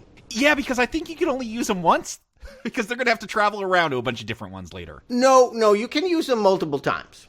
Okay. Well, I don't know why we're going to have to travel back here then. I think they picked Oslo because they came up with this scheme. They realized, and it really is Neil. He's like, I want to crash a plane. Don't worry, I won't kill anyone. We're not actually going to bring it down on the tarmac. We'll just dump some gold onto the runway. Is that Sator's gold? Because I know he's going to beat a guy to death later with a gold bar and he's getting gold from the future. Is that his or is that just a coincidence? I think that's a coincidence. This is a shipping plane. And so if it is his, that's a detail I didn't pick up on that. No, because we see one guy pocket one, and is that the guy that gets killed later by Sator by that gold bar? No. Oh, I thought he would found out from the future that was the guy who crashed his plane or something, so he's beating him to death. Well, that guy who steals the gold bar there, he takes a gold bar for himself before pushing them all off the plane. And later on, Sator just gets this helicopter delivery of gold bars that he looks very nervous about. That's what I'm saying. That's confusing. Yeah, I thought these were the gold bars. I thought these were Sator's. But I guess if you're at a free port, everybody has gold bars, right? Yeah, maybe it's Sator's stash. Maybe it's not. Detail again. There's a lot about this movie I have to let go and say it's going into the ambiguity. I cannot know that, but it is a coincidence that this movie, maybe a motif of this movie, that we always are looking at stacks of gold.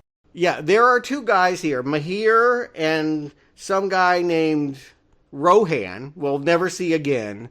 And I think they picked Mahir because, let's just face it, prejudice being what it is. Well, they do say, if we get picked up, they'll say it's a terrorist thing and we'll work our way through the system and make our way out. They want this to make news, but not too much news. Again, they want to create an incident, and so they have what looks like maybe possibly a terrorist attack that would make page 6. And so while they're doing that bumbling and crash into this free port, this allows the protagonist and Neil to do their art heist. Not trying to pat myself on the back at all or anything, but when I saw this in IMAX, I felt like I got about 70% of what was going on. Wow, 70%? Yeah, I caught most of the words.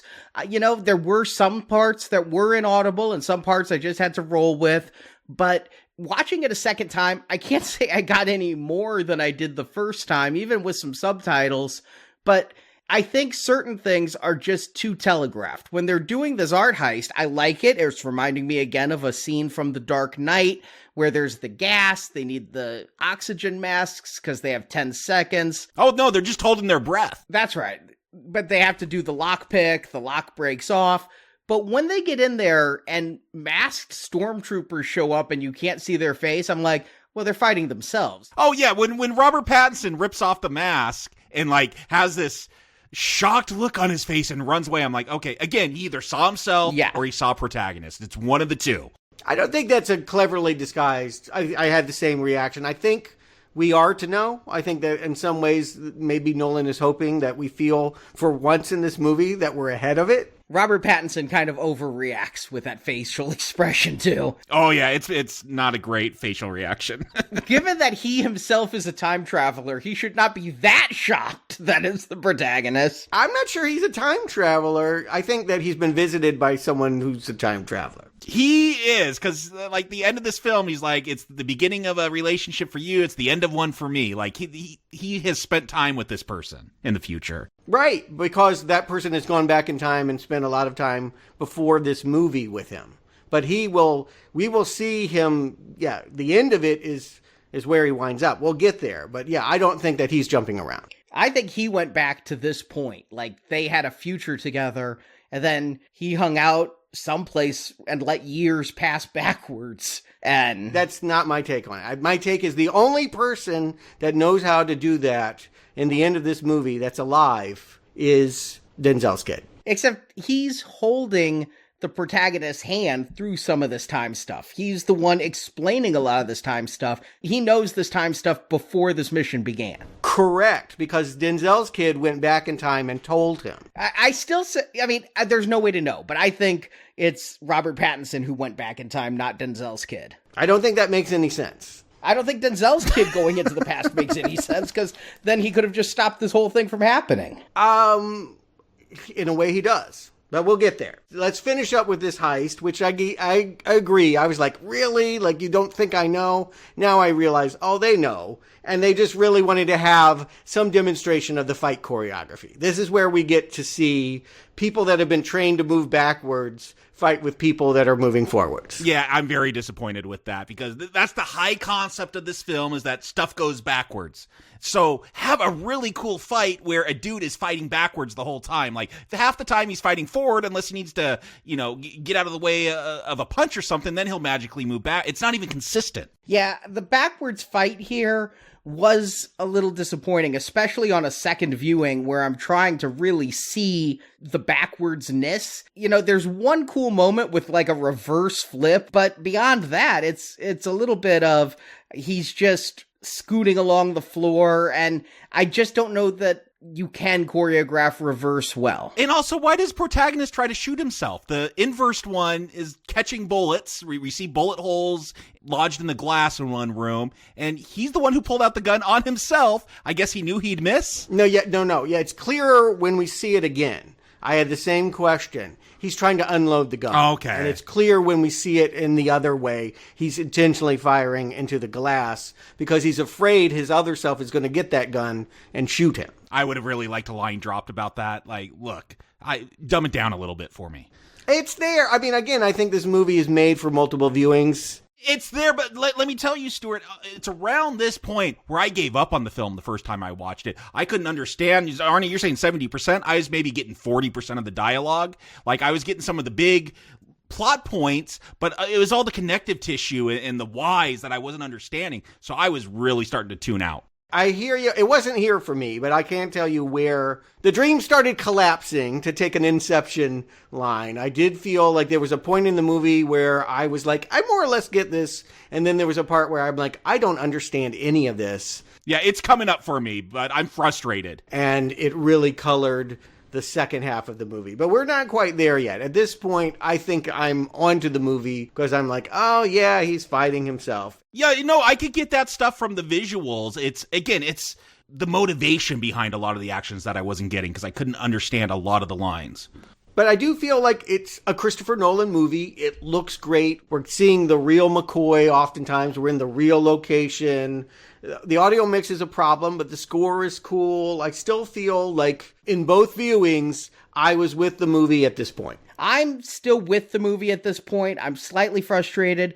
I like the score. I'm glad you brought it up, but I also feel a lot of Nolan's scores feel samey, even in the Batman ones. It's like, they're all kind of cool, but... I mean, isn't this kind of a remake of Interstellar? But it's a James Bond film instead of a space film, instead of a remake of 2001. I mean, people in the future are going to interact with people from the past, and global warming has destroyed the Earth. And yeah, in this score, it feels like a lot of that TikTok stuff that... not the app, but, clocks that Hans Zimmer did in Interstellar. It is a different composer, and I think Christopher Nolan really thought, I'm testing myself by working with some new people here. Yeah, a DP that he'd only worked with a couple times, a guy that had only scored this in Dunkirk, an actor he'd never worked before carrying the lead.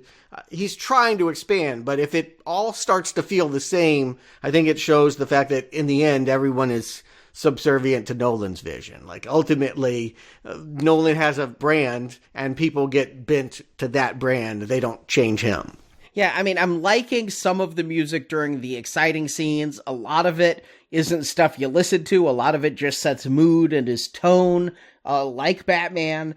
But yeah, when this scene happens, and especially some scenes later on, I think there really is some exciting music in here. Yeah, a lot of it sounds reversed. I mean, by design, like it literally sounds, and I think the composer even said, I wrote stuff that would be interesting, both played forward and backwards. And I think we hear it in both ways in this movie. But this is where we get back to Priya, and she gives us a little bit more information about what we just saw. That's a turnstile. You saw the same guy going in two different directions. So when you go through that thing, there's two of you. Like, that's an important thing to take away. There's two of you now walking around. So there are multiples of the characters. I mean, we'll talk about Cat at the end. There is more than one. Okay. There are others, and then there are inverted. And don't confuse the two, because you can be inverted and not be your other.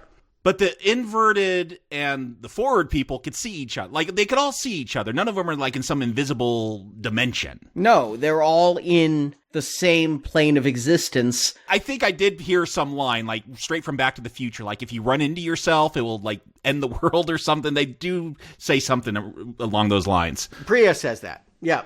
The physics I read about that is... they took a little bit of a stretch, but if you look at the wave of reverse entropy... it also matches the wave of antimatter. And so what they're saying here, even though the physicist's article I read didn't buy it, is that when you are reversed, you are antimatter. And so if your matter comes in contact with your antimatter, there will be an explosion. But I think you could come in contact with, like, one of yourselves that's moving forward and be okay. Yeah, I didn't think that was the case, but... I'm not sure about that. Maybe. I think this is where, like, Christopher Nolan is like, feel it, don't ask the questions, just go with it. This is definitely one of those nebulous areas. Then don't raise the question. Well, I mean, again, they raise it to have fun with it, but he's not a scientist. And so, yeah, not everything is going to get answered. I take it to mean the warning is, don't come in contact with yourself physically. You can be in the same space, and we'll see that in the movies, but make sure you're wearing protective gear so that flesh doesn't touch flesh. Because if that were to happen in any way, and the characters are going to go out of their way at the end to make sure that their other selves are not on the boat or what have you, so they can do stuff. Like, it's really important they don't run into each other or kaflooey. Yeah, I don't know what, but bad. Yeah, this whole thing operates on a Ghostbusters premise. It would be bad. What will happen? It will be bad. Right, crossing the streams. And a little bit of Bill and Ted. I mean, if it's the other line that keeps getting repeated is like, if it's happened, it's happened. You know, like that's, if we've seen it, you know, there's this lingering feeling like we must win. The present must beat the future, because if the future wins, we wouldn't exist to be talking about it. But at this point, we understand that the future is the enemy. The person we're fighting is not just Sator. He's just the middleman that's brokering with people for reasons that are being withheld, are really wanting to kill their ancestors. And they're going to bring up the grandfather paradox of would that destroy them? But in the end, if you think about what the protagonist does ask at one point, he says, if the future was going to win, wouldn't we already know that? Don't we know the future's going to lose because we're having this conversation? And again, Robert Pattinson's like, don't overthink it. Yeah, I do like Pattinson's like, I do have a PhD in physics, but try to explain it to me. I think it's more important just to think about the fact that, I mean, let's just cut to the chase. They're going to take most of the movie to hold on this. The future's really mad because they don't have trees. They have bad air. We polluted the earth, and now there's nothing for them to live on. But they have the technology to get back at us, and maybe, just maybe, they can live with the resources that exist in the past. But even if they can't, at least we'll fuck over those people that squandered those resources. And so I do think that it is about something that I relate to, is the fact that generationally speaking, you can get really mad at people either in one direction or the other. You know, parents just don't understand. Or, now that I'm getting older, I look at millennials and younger and go, oh, come on, you. It's tying into that. Here's the weird thing. The takeaway isn't from protagonist and all these people that know what's going on. Hey, maybe we should, we're a covert agency. We're able to do all this weird inverse stuff. Maybe we could also push a secret Green New Deal agenda, fix our environment so the future isn't so upset at us. It feels very you're very wrong, you millennials, for being mad at us for destroying the world.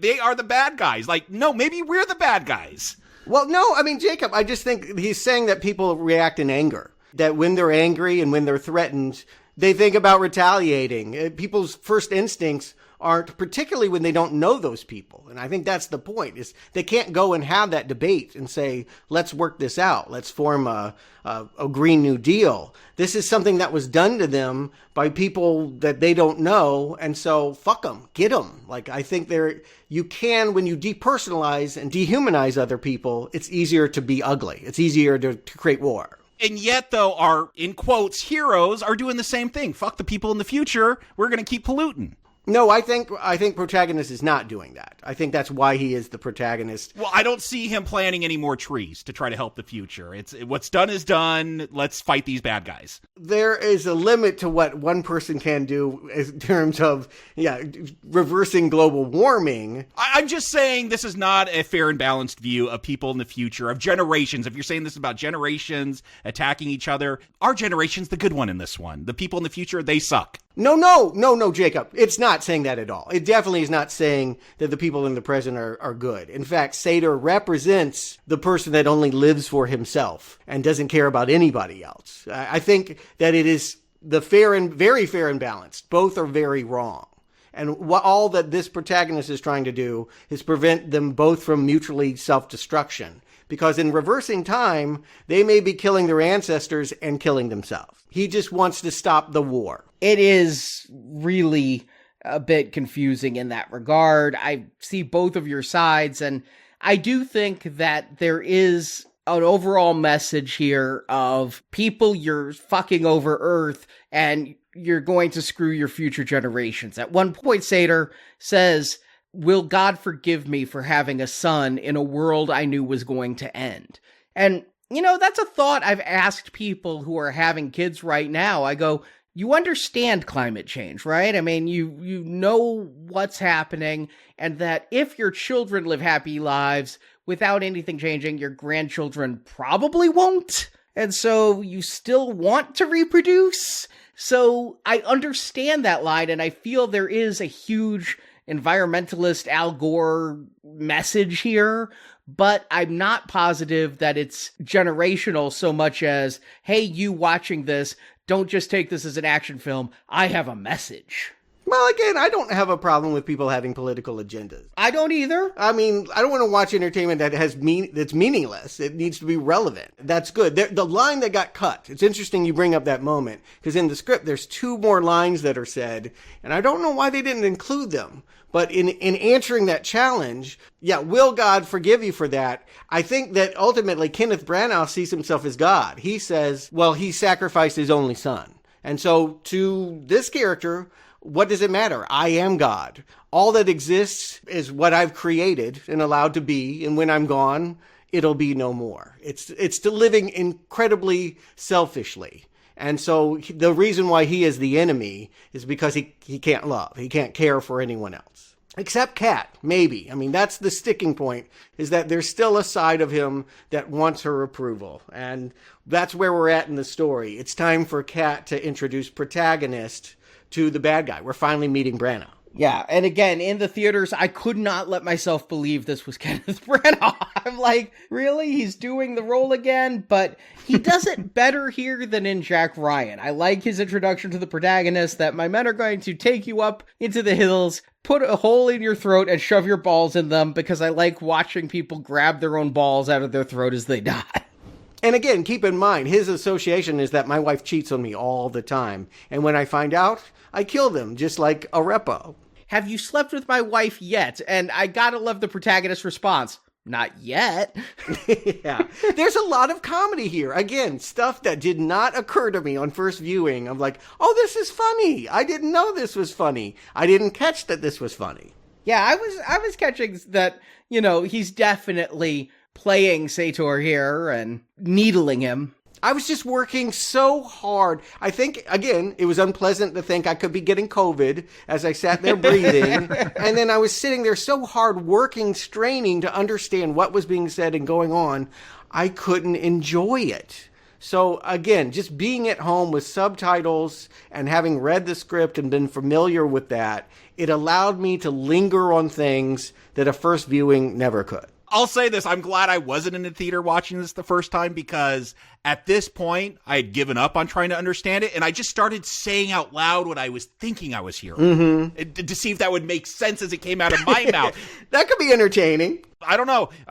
Donate a couple $100. I'll give you my audio track. I'll sit there and record my dialogue, and you can just play it over this one. Because sometimes I just be like, and entropy. Yeah. I'm like, I don't know. Those were the noises I heard. Mm-hmm. Something about cinnamon toast and bees. I mean, you can just create your own funny dialogue if you want. And who knows? I did write some very strange things down that when I compared it with the script, I went, oh, that is not at all what they said. Okay, throw that out. I read at the time when I saw this that Nolan was taking offense to the criticism that we couldn't understand the words, and was saying things like, audiences are too dependent on dialogue, and we don't need to understand. None of this is unintentional, and people shouldn't be so hung up on it. And I'm here like, if the dialogue isn't important, then cut it. Don't muffle it. I think this is being pretentious, because I get it. Like, I try to conceive of a film, okay, like a modern day silent film where you still have music and dialogue, but that's not the stuff that matters. It's just noise. It's just the emotional feeling of the film that pushes along, and you get into the action or whatever. Like, yeah, there's a great experimental art film there. Nolan, you can't throw in a bunch of physics and science that I got to try to understand as well. On top of that, though, you either do something that's just visually grabbing, and yeah, not make that dialogue important, and do something real artistic like that, or just explain the damn science to me in a way I could hear it.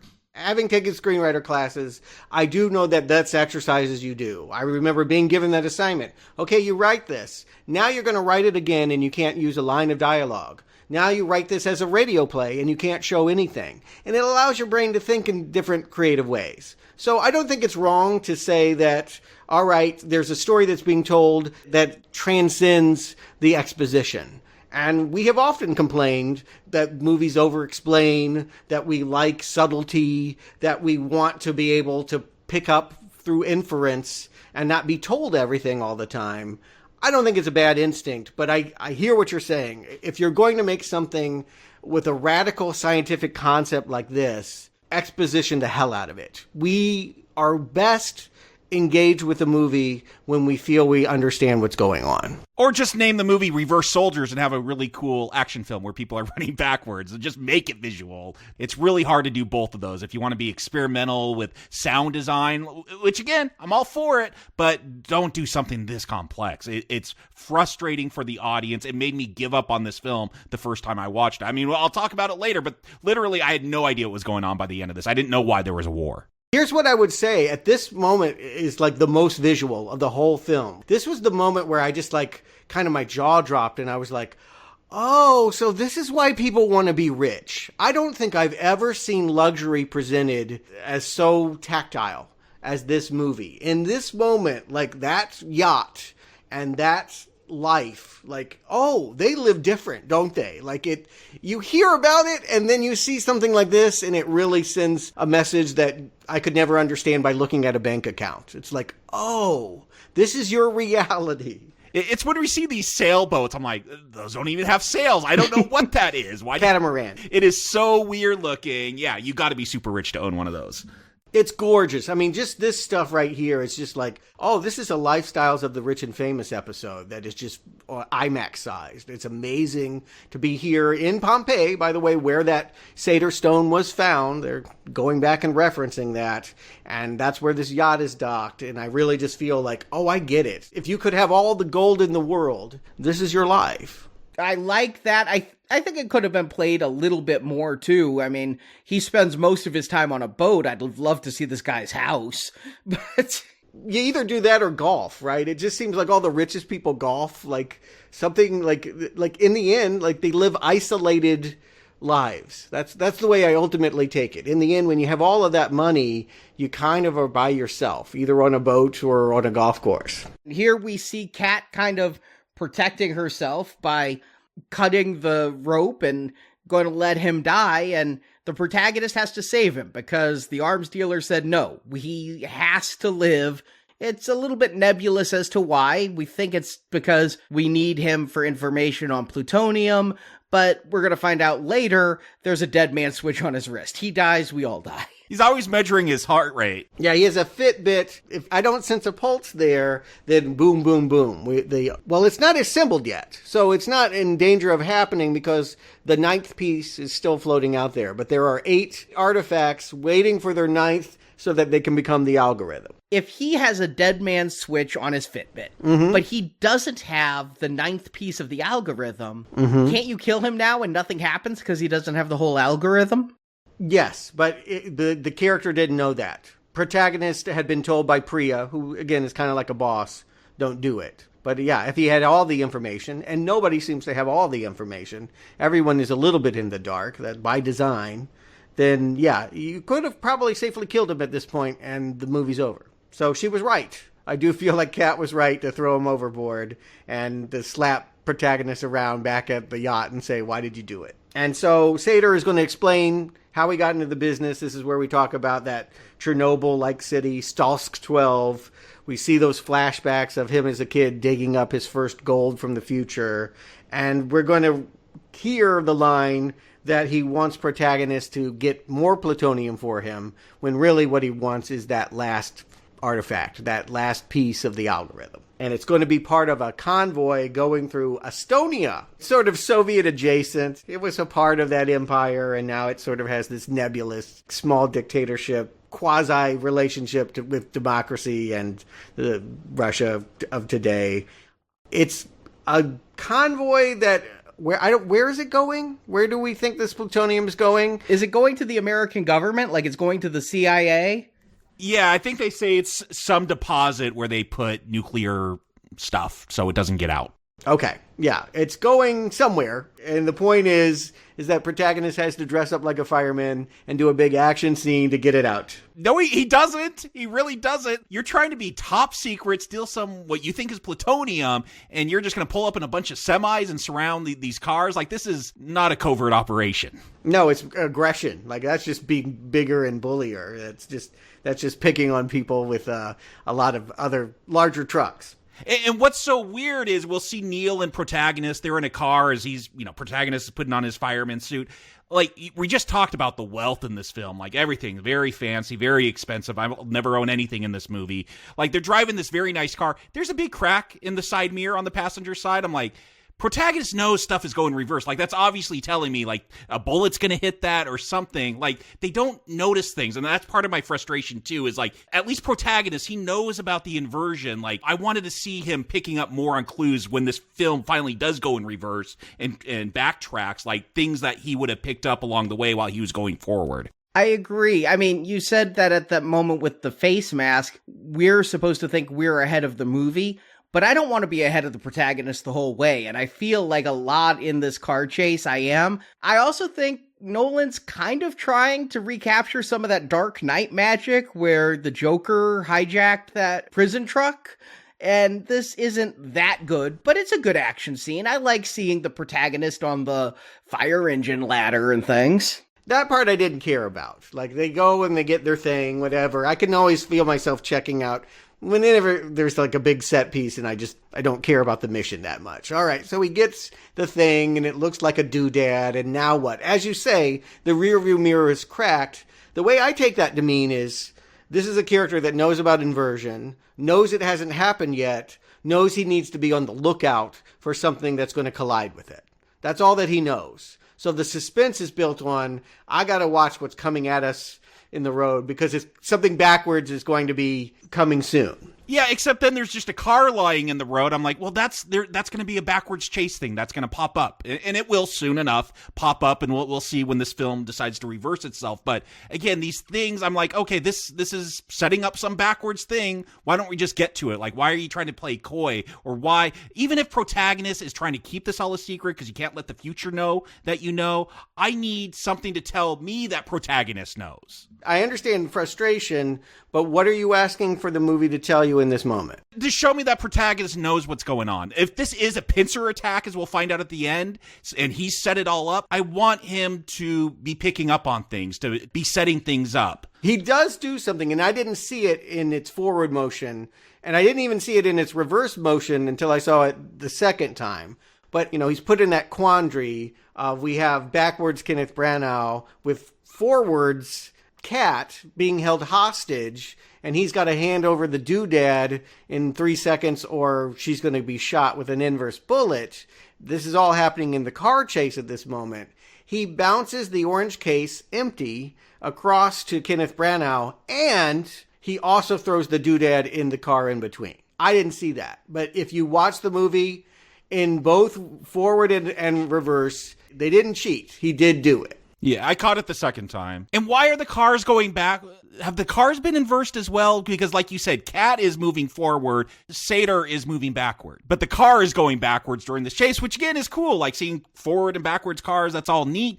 But like we're told like the bullets have to be reversed. All this stuff has to be inverted. Was the car inverted or is the guy just driving backwards? I don't know how you would drive one of those cars through the turnstile. So I think he was just driving it in reverse because he was inverted. That's easier because you're inverted. Because yeah, we will see protagonists do that in a little bit. It was really weird why the car was in reverse. It was cool looking because I believe it to be a practical stunt. I believe there's somebody driving a car in reverse at high speeds. Oh, definitely is, yeah. But, I mean, when the protagonist gets behind the wheel a little bit later, he's not driving backwards. He's just having trouble controlling the car at all because friction is backwards. I don't think if you drive in reverse, that makes friction forwards, you know? Yeah, some of this may just be because we think that this is the gimmick of the movie and we want to do a big chase scene with reverse cars. I'm not totally sure I understand exactly why either, other than it's cool.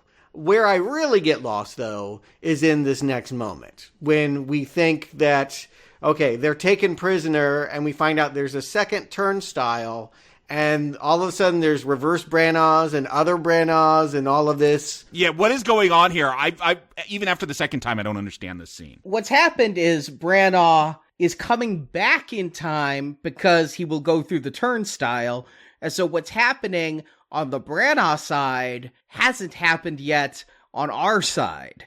And so that's why when Branagh goes through, then we see it from the other side, and to him it's forward. What I don't get is why you walk out of a turnstile before you walk into a turnstile. I'm like, then I would think you'd have to enter and exit like simultaneously, but earlier it said, oh, don't go in until you see yourself coming out, otherwise you're not coming out. I don't understand that little time hop. Yeah, no, you understood it correctly. It's got to be simultaneous. If you go in and you don't see something on the other side of the glass that looks like you coming out, guess what? Something went wrong and you're never coming out. So make sure you can see yourself coming out. It has to be simultaneous. The interesting thing to note, and I didn't pay attention to this the first time, and it's all over the movie. I should have, but they have a color coordination. Blue and red? Red is forward, and it's going to be on the right, and blue is on the left, and it's backward. And so Kenneth Branagh is on the forward side, hiding in a back room this whole time, waiting for his other backward self to do all of that it's doing. So there is essentially 2 Kenneth Branaghs, one on each side. But there's not 2 that they have to kill at the end of this. There's just the 1. I'm not sure how he totally disappears. I can't quite get that. I do like the suspense of the moment in which, we have Branagh putting his wife in front of this glass and it's got a bullet shot in it. And we just know before he's pulled the trigger that he's going to do it. But it's crazy making because he's speaking backwards, and to him, the protagonist is also speaking backwards, and he's holding up his phone because he has an app for that. And so that's like what's going on with the phone. Is that what's happening? That's what's happening, is the app can tell you, can reverse it for you. Is that a special like Tenet made app, or is that just on? I could go get that on the App Store right now. I have no idea because I don't want to do it because it's crazy making.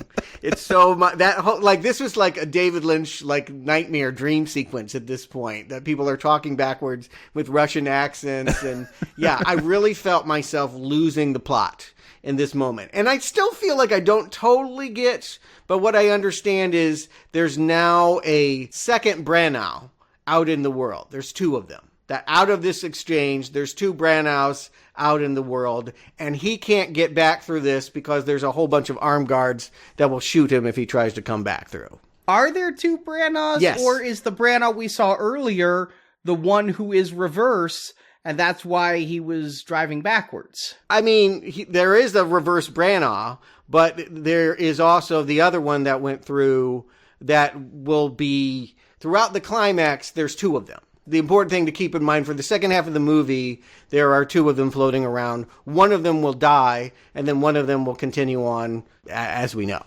Are you sure? Here's the part I'm not sure. I don't quite get the physics of all of that. But yes, I think that he has to be kept alive, and part of it is they're trying to trick him into thinking that he knows what's going to happen in the past and concealing at the same time that he's going to die. Okay, I kind of see what you're saying here. Let's take it this way. Time moves forward, right? But in this movie, it can also go in reverse. However, as a human being, your story moves forward, okay? So if there's 2 of you, one of you is doing something either you have done or you will do. Right. It's not like all of a sudden you're twins who can do other things. So when Sator dies at the end, it is the end of Sator, but there is another Sator because the Sator who died went back in time a week. Right. Another Sator has a week to live before he goes through the same loop. I don't know if you clarified it, but that was what I was trying to say. Okay, that's totally different than what I thought you were saying. I thought you were saying Sator has to stay alive so the future doesn't know he's killed, so they keep going through with their plan. No, what I'm trying to say is what Arnie said, is that... No, I get that. I thought you were saying the opposite. In the climax of the film, there's one that dies, and then there's one that must continue on so that he does die. Okay. He loops back in on himself, essentially. You create these curlicues, as it were, in the timeline with your secondary selves. And I guess if no one knows about the drop from the future and the artifacts have been spread out all over, there's no one for the future to communicate with, I guess. Right. But why would they pick Sator? Because they're going to find out he's dead in the future. Why did who pick Sator? Why would the future pick Sator? I guess they just put a note down and whoever found it could talk to them. Because he had access to the nuclear waste. He was daring enough to dig into nuclear waste. And the line is said, that is where the person that broke up the algorithm hid all the artifacts. So they didn't know they were dealing with Sator? Don't they know he failed, so pick someone else? It gets too hard for me to figure that out. Exactly. I don't know. Maybe. There is a scene where Robert Pattinson asks the protagonist, does your head hurt yet? And I think I'm getting to that point with this discussion. It's like, ow. Yeah. You're straining something. Well, here's the one that I still haven't figured out. How did the machines get there? I know they're invented in the future, so how did they show up now? I think when we see like 15-year-old Sator dig up that first artifact that we think is plutonium, there's instructions. Like he's looking at some letter or something. I think they gave him instructions in gold so he could, buy everything and build them. He builds them. He was the one that engineered them. In Rhodus. I think they drop a line about that too. I think you're right, because Rhodus, it's put on all of the free ports that Rhodus, which by the way is Sator backwards, and on the Sator tablet. But Rhodus built that Pentagon Freeport, and at the center of all of them are these turnstiles. So he must have built that. If he's building the thing around it, he must have built that as well. Okay, that helps, sort of. I mean, I think you're right. Let's not go too much more into this time loopy stuff. I get what I need to know here, and I get the fact that at this point in the movie, we as the audience should want to experience what it is to be reversed. And so for reasons that aren't great, protagonist is going to run off to try and save Kat. They set up a line earlier that if you get shot with an inverted bullet because it's reverse entropy, it really does some damage to you. And because Kat got hit with that inverted round, I don't know why they can't use the machine there. They got to invert her somewhere else to heal her. They need her to be in this reverse time for 3 to 5 days to heal from the wound before they bring her back. Okay. And this isn't a safe spot to do that now? No, because they wouldn't be able to get back into this because it's in a secure location. So the question is, how can you get into one? Well, hey, a week ago, we just happened to break into this other one in Oslo. Yeah, and again, the first time watching this was all lost on me because I'd given up trying to understand the film. So I'm like, why are they hanging out in a storage container? Why are they going back to the airport scene? It's very confusing, too, because in the storage container, you don't need to wear an oxygen mask. So I was like, is this the past or not? And the answer is yes. If you see plastic lining on the walls, it's still the past. Oxygen mask or plastic lining means they're traveling backwards in time. They put a big freight container in one of those machines. But the thing I was referring to is protagonist is also going to try and save Kat from being attacked in this reverse timeline, because we have Branagh now saying, I'm going to go back in time and kill Kat. And we're supposed to think that protagonist loves her enough to go out there, and we get this scene where he's looking up and the birds are flying backwards, and we see him driving that car. We're experiencing the tactile feeling of being inverted. I wish I was feeling it. This movie says, don't understand, just feel. But I feel like when we go inverse, or when Kat gets shot with an inverse bullet, somehow, I don't know, I wanted that to be more visual storytelling. Yeah, forget about the audio, forget about the sound design, do something real trippy. Instead, we get some reverse noises, and some backwards birds, and a puddle going up instead of down. And a car that he has trouble keeping straight because friction is different. And when Sador ignites the gas trail, which we've seen in a million movies, it gives him hypothermia instead of burns him to death. That was kind of cool. Like the fact that, that fire could, because it's sucking in reverse, it would be sucking all of the oxygen out that you would freeze. Like, there were interesting notions to that. That was a Nolanism. The physicist article I read was like, bullshit. So... Yeah, it seemed kind of silly that, instead of fire, it's ice. Sometimes bullshit is entertaining. I mean, again, I like the notion of it. Yeah, I agree with you, Stuart. I wish there was more bullshit in this movie. That is just a crazy high concept, and they didn't get bogged down in so many logistics. Here's my comparative. It's a little weird, but follow me if you can. I used to make ice cream a lot. It was sort of a hobby of mine. And there's a process to that. You got to make a custard. The rock salt and rolling it, yeah. Well, I didn't even use those churns. No, like I had my own system, but there's several steps you have to take. It's not hard to do, but it's not easy to do either. Like you could just throw in something into the ice cream mixer, or you could take all of these other steps and do it. And one time I decided, I was going through all the recipe books, buttermilk ice cream. Let me take all of these steps, do all of this stuff to make buttermilk ice cream, and guess what it tastes like? Frozen yogurt. Only 3 times the calories. I spent all of this energy and all of this, spend all of this time and effort, and in the end it looks like something that you could have done very cheaply. And I do feel like sometimes when certainly watching these behind the scenes, where I realized that people were trained to drive backwards, that sometimes we're not watching the camera reversed. It's not film turned backwards. Oh, I never feel like it's just reversed footage. It's people sometimes trying to go backwards while other ones are going forwards. They could have done that as a composite shot with computer generation, but Nolan said, no, let's spend $500 million more and do it practically. I'm not sure he gets the bang for the buck that he thought he would. I don't know that because we have seen things reverse in movies for all of our lives. It just doesn't have the wow factor of like that dream sequence fight in Inception. No, I wish it did. And the fact that they are going to spend so much time in this movie just waiting for time to pass backwards like they do while she's healing, and they're going to do it for another week later, it robs the movie of momentum and creates entropy. Right. They go back and experience themselves in that turnstile, and they sneak her in, which that was weird. Do they show that? I feel like I see her get into an ambulance. I don't even remember seeing her go through the turnstile. It's bizarrely put in, but yes, they have her on a stretcher, and when the time is right, Neil whips her in really, really fast. But it's awkward, and this is where I feel like the movie would slow down even if I understood it all. This is just not satisfying to watch. I'm ready to get to the end. I can feel my exhaustion kind of kicking in, and this is time wasting, and it's just people sitting around in containers. I feel bad for the protagonist in that he has to fight himself, but Neil just runs through unobstructed.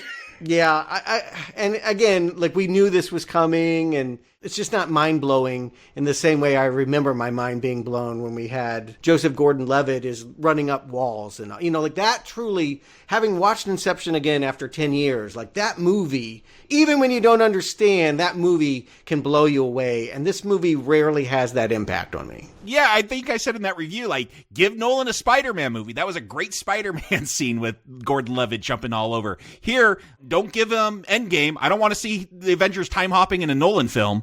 Yeah, I think there are limits because he's guided by certain principles of logic and self-seriousness. There's just he has difficulty having fun. I actually believe that there's a part of him that's trying to learn how to have joy and fun and love and romance. Yeah, remember all that talk about love in Interstellar and how awkward it comes off? Yeah, he's trying to learn that, but it's not his skill set. And I think it's a fault of this movie, too. I really do wish that protagonist loved Kat a lot more than it's coming off on screen. Yeah, do you want him to end up with Kat? Usually in a Bond film, he gets with the Bond girls, and that's always a fun little scene. Here, I don't care if Kat and protagonist end up together.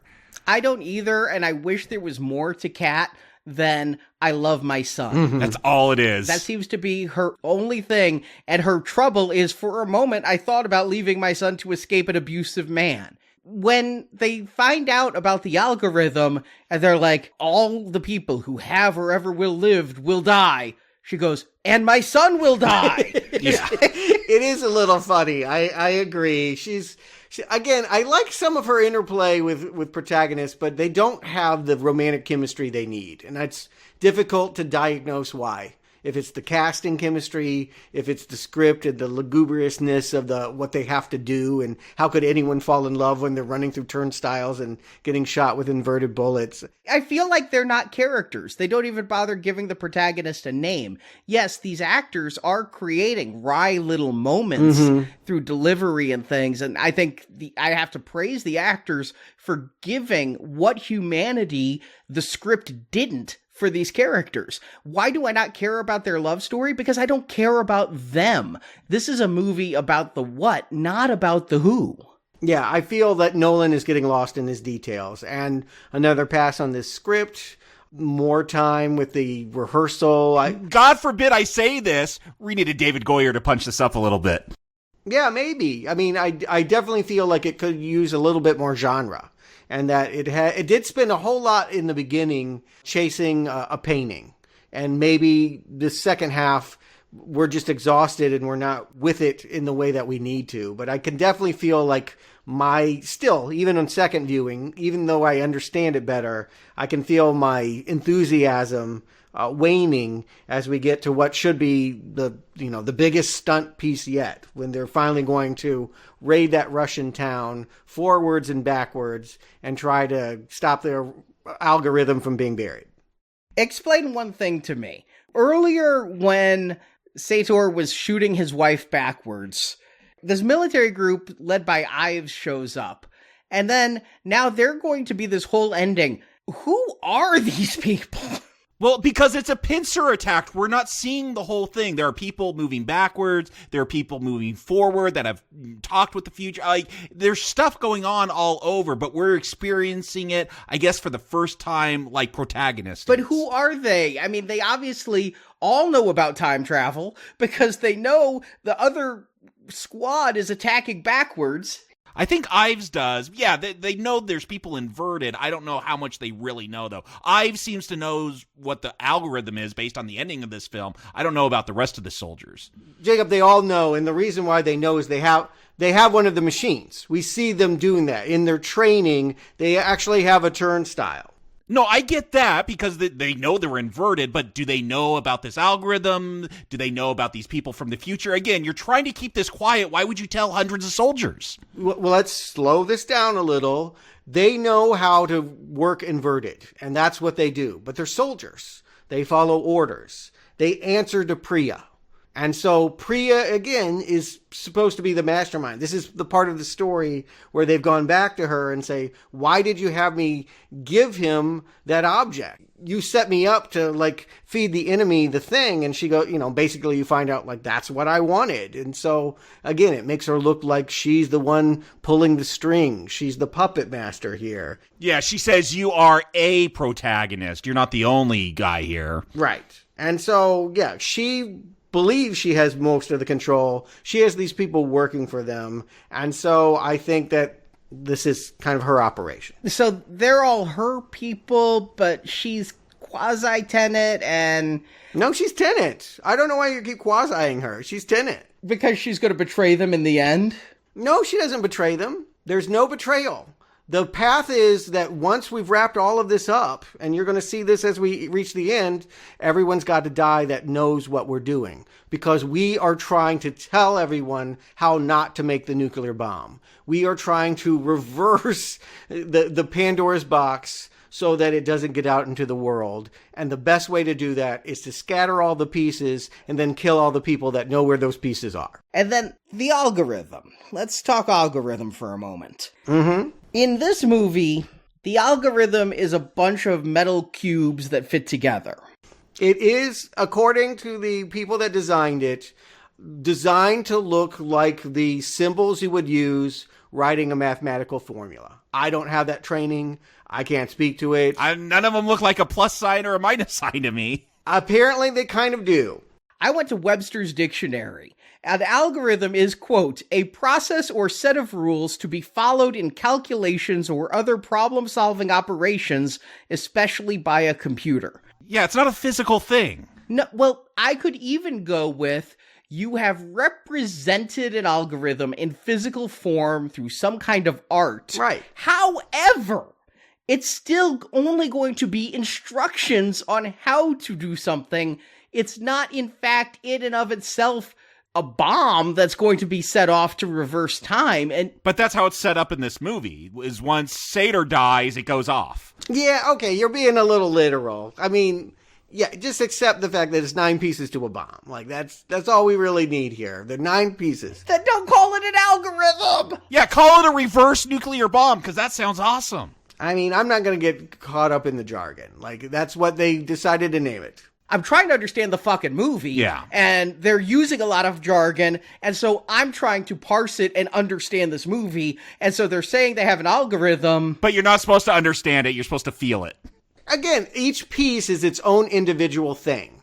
And I believe they all do have plutonium in them. I think that when they're saying that they're going for plutonium and most people believe it's plutonium heist, it's not totally a lie because there's plutonium inside these doodads, but very few people know what the doodads are because they're invented in the future. Nobody in the present really knows them. But if you did know what they were doing, each individual thing looks like a part of a formulatic equation. That's what they came up with that they thought would be fun to represent. I guess they could have done something boring like just had a blimp bomb and make it that, but they tried to make it a little bit more nerdy. But by having this formula next to a nuclear bomb, is not going to reverse time because it's just a formula. It's not a mechanical thing. It is a mechanical thing, Arnie. Just please go with that. In no point are we shown it to be mechanical. I mean, it's a machine. They're holding it. It's parts that we've seen assembled together. It's a Voltron.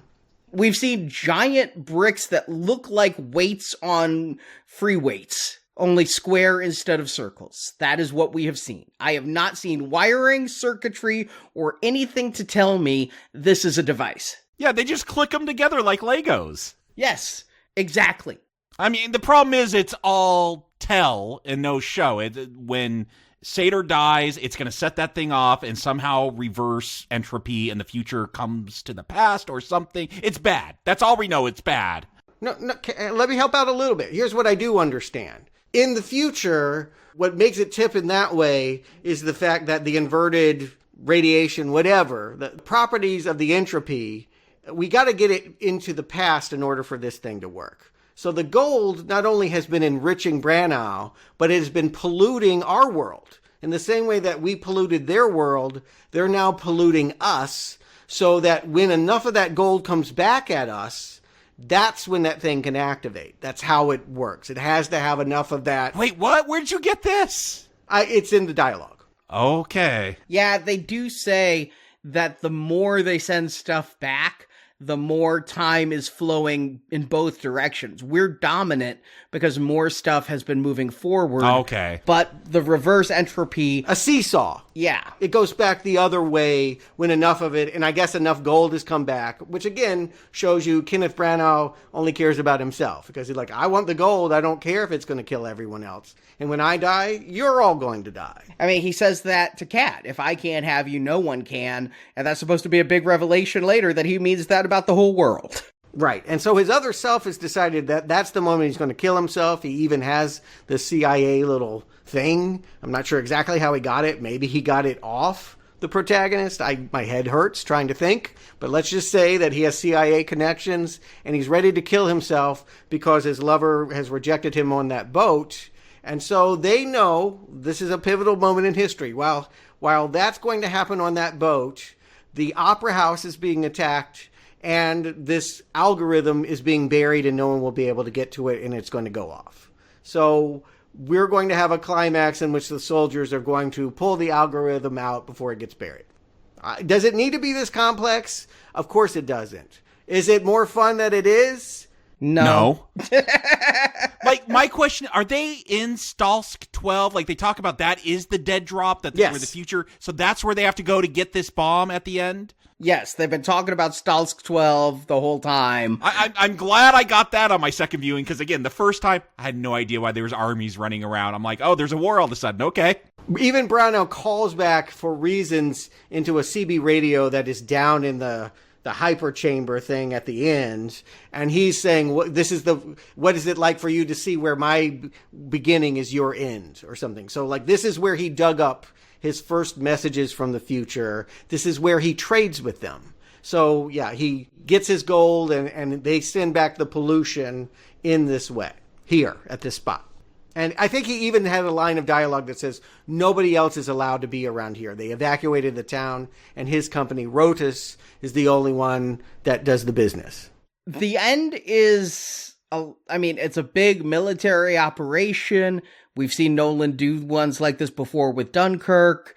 It's somewhat cool when a reverse person bazookas a building and a forward person bazookas it right next. Yes, that is the highlight of the film for me, Arnie. Like, that is the one scene that even the first time I watched this stuck out to me. I don't know why the reverse people blow it up if it's just going to come back together, but again, whatever with this time travel. It's cool looking. And if I'm supposed to not understand it and feel it, then show more of that stuff. And here's my frozen yogurt comparative.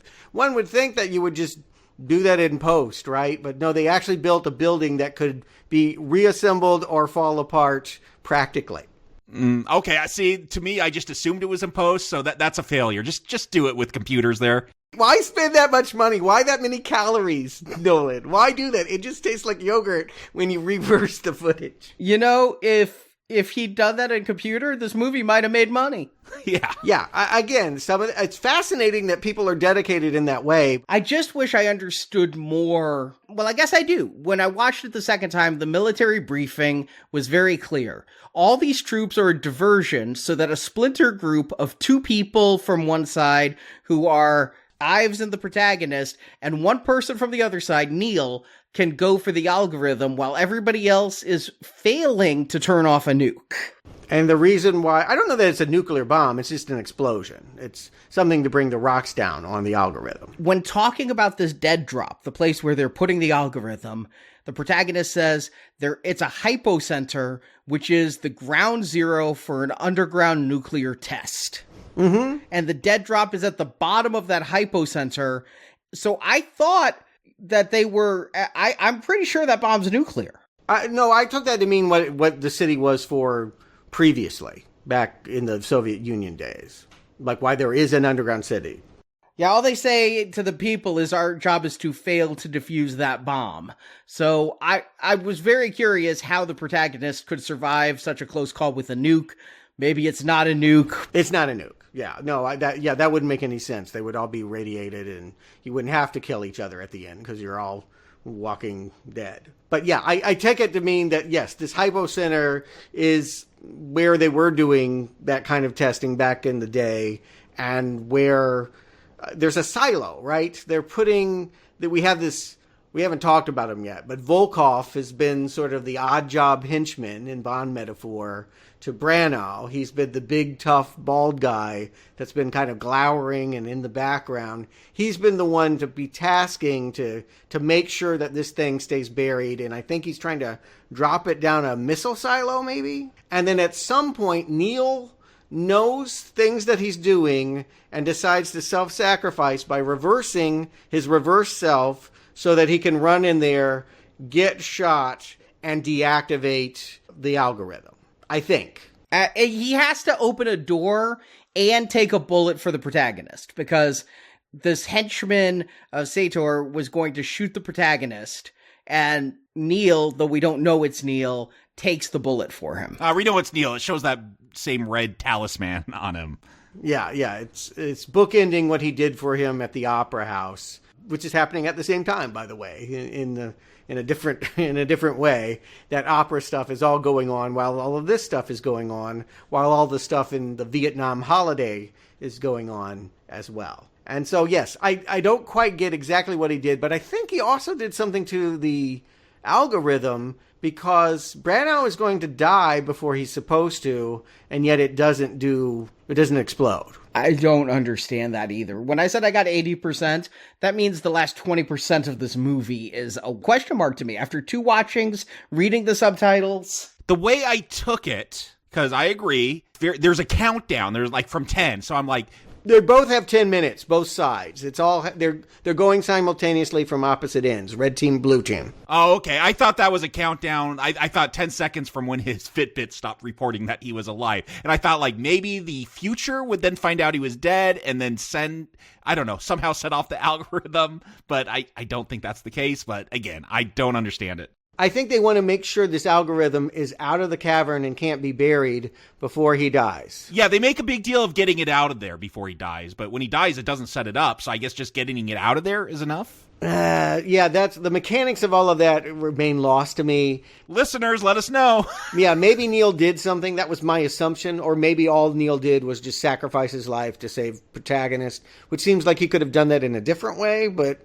Anyway, it helps show that they truly are friends for him to take a bullet in this way. Even though it seems like they were just getting to know each other in this movie, yes, it must be true that they've had several adventures previously with time traveler protagonist. Can we talk about how Sator dies? The suntan lotion? Yeah. I don't entirely follow why she's so obsessed with the suntan lotion on the deck. She's not going to try to push him off. No, she has to get him off because they show him dragging his body afterwards. So they got to get his body out of there. Yeah. So this boat has neither Cat nor Sator, right? We both know that like she was on shore touring Pompeii with her son and he was off somewhere else. And so their others are here. And when she talked earlier about seeing a woman dive off the boat and she envied that woman's freedom, we all knew it was her. It was going to be her. Yes. I mean, again, some of these, if they're meant to be disguised, it's thinly veiled. But again, this movie's so confusing.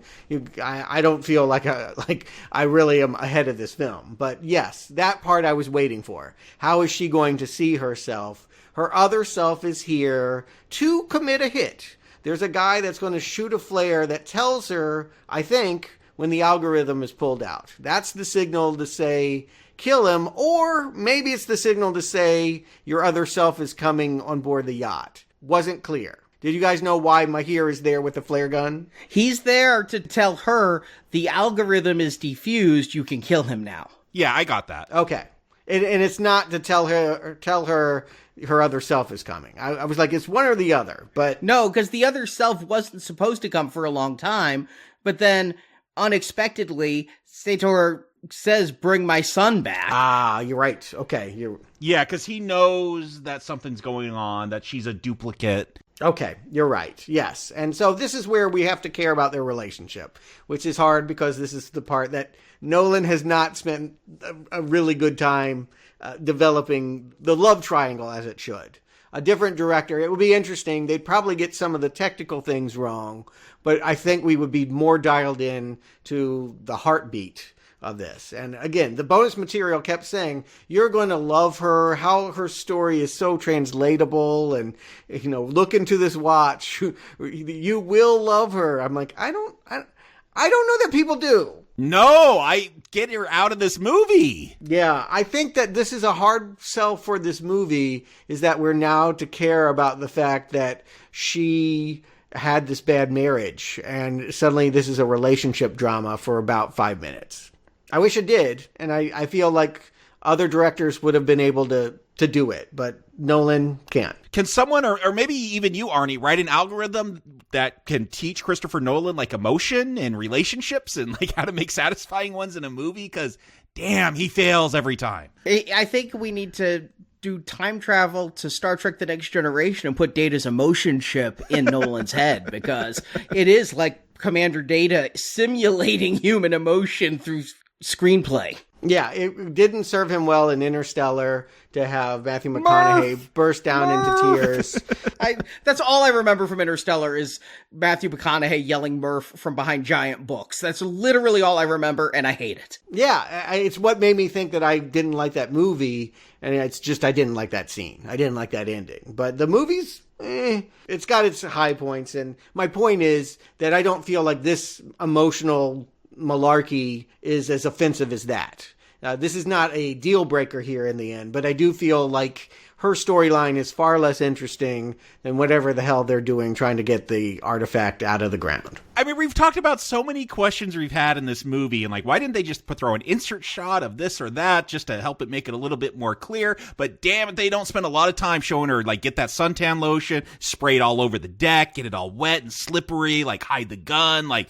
But when the body goes over, ouch, that is like a painful fall. Yeah, no, that is a cool shot, seeing the way that head hits the deck and, like, that net breaks. That is harsh, and Branagh deserves it. We've really come to hate him. If Nolan gets one emotion right, it's how loathsome Sator is in this movie by being abusive to women, by being an egomaniac. Yeah, he's a murderer, woman abuser, like holding his son hostage. It's not hard to hate this guy. I don't know if Nolan gets it right. That's just a twirly mustache villain.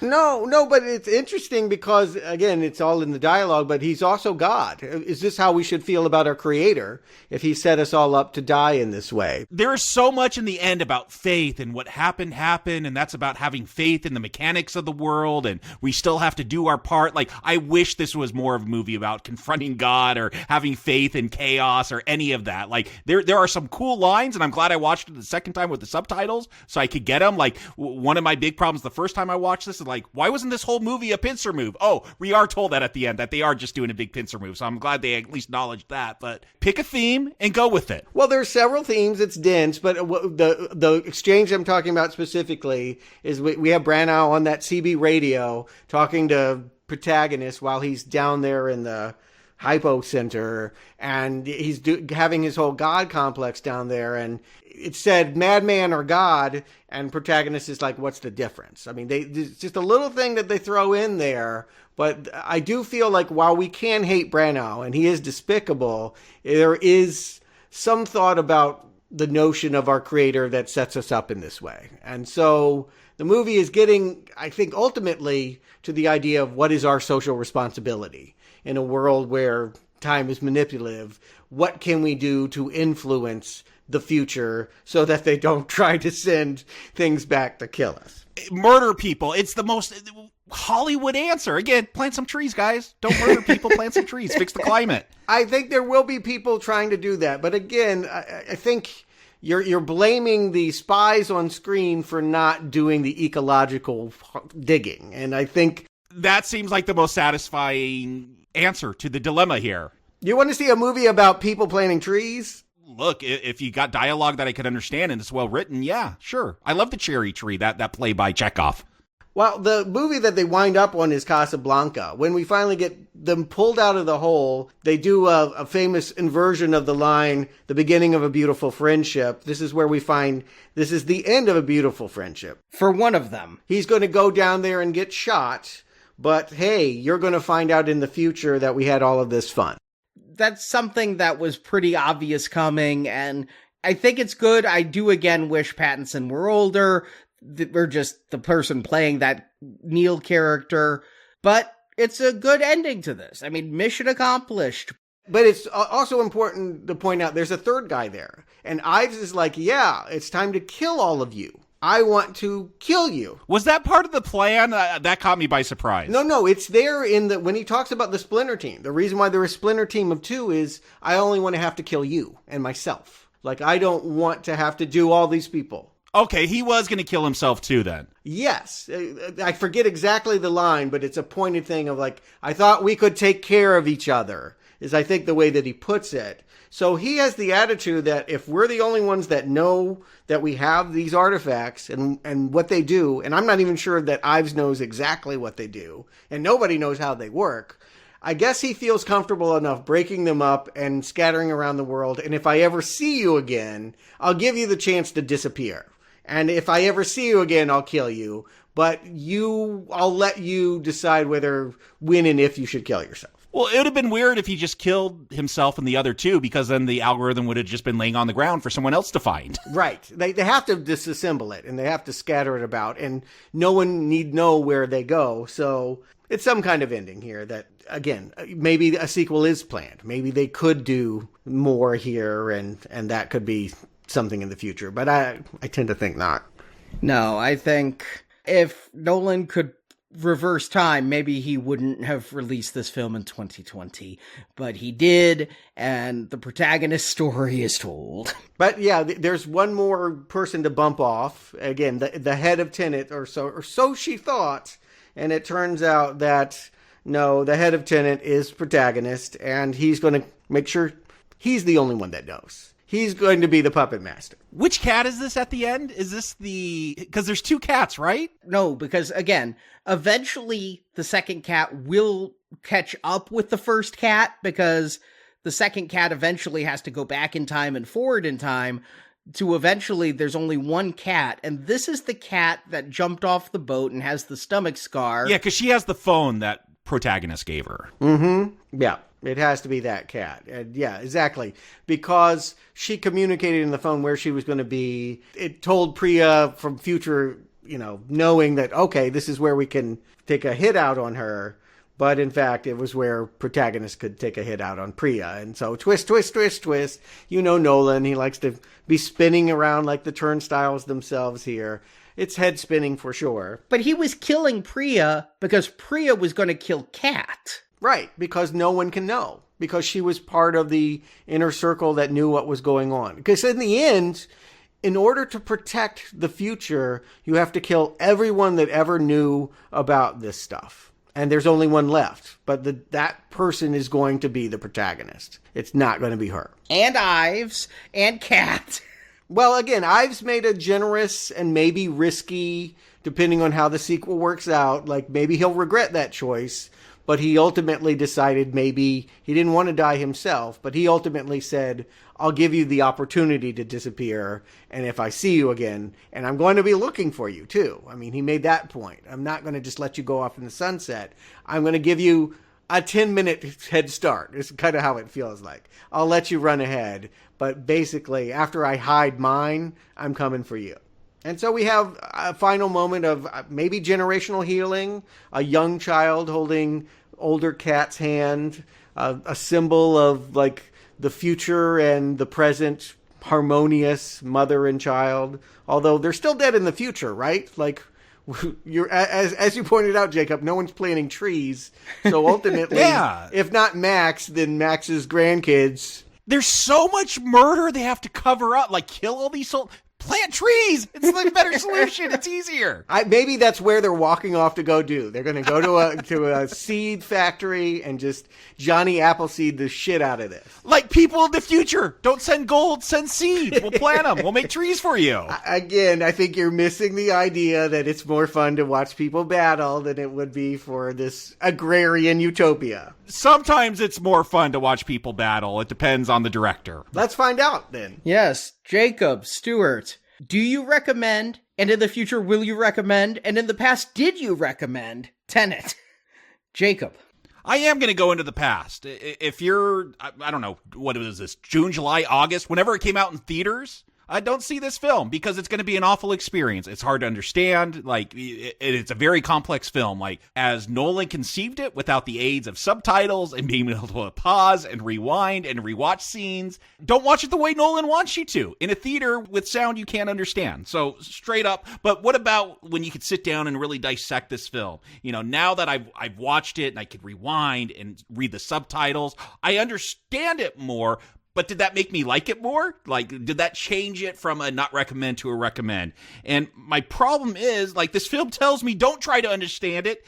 Feel it. Like, that is a line from the film. And as just going with this film as an experience of crazy backwardness and all this weird convoluted time stuff, it's a mess. And that's not always a problem. Like, ambiguity is not always a problem. Not lacking a plot is not always a problem. Some of my favorite movies, 2001: A Space Odyssey. Like, first time I watched that, I didn't understand everything I had seen, but I knew I liked what I saw. Like, Eraserhead, Cats. These are films that, like, plots are not the primary thing, but I still get something out of them. Even the first time I watched it and I didn't fully understand and everything, it made me want to go back and watch it again. And my point is, there are movies that work despite lacking a narrative or plot, where they are more experimental, where they are more about feeling it. Like 2001, that is a movie for me that you feel. You don't try to understand it. You stand in awe of meeting this monolith. Maybe that's representation for God, whatever. This film, okay, I watched it again. I understood it. I don't care. I don't want to watch it a third time. I don't want to dissect it. And there's nothing that just absorbs me with the visuals that make up for the plot that's hard to understand or the dialogue that's hard to hear. Like, there's nothing that makes up for that. This isn't.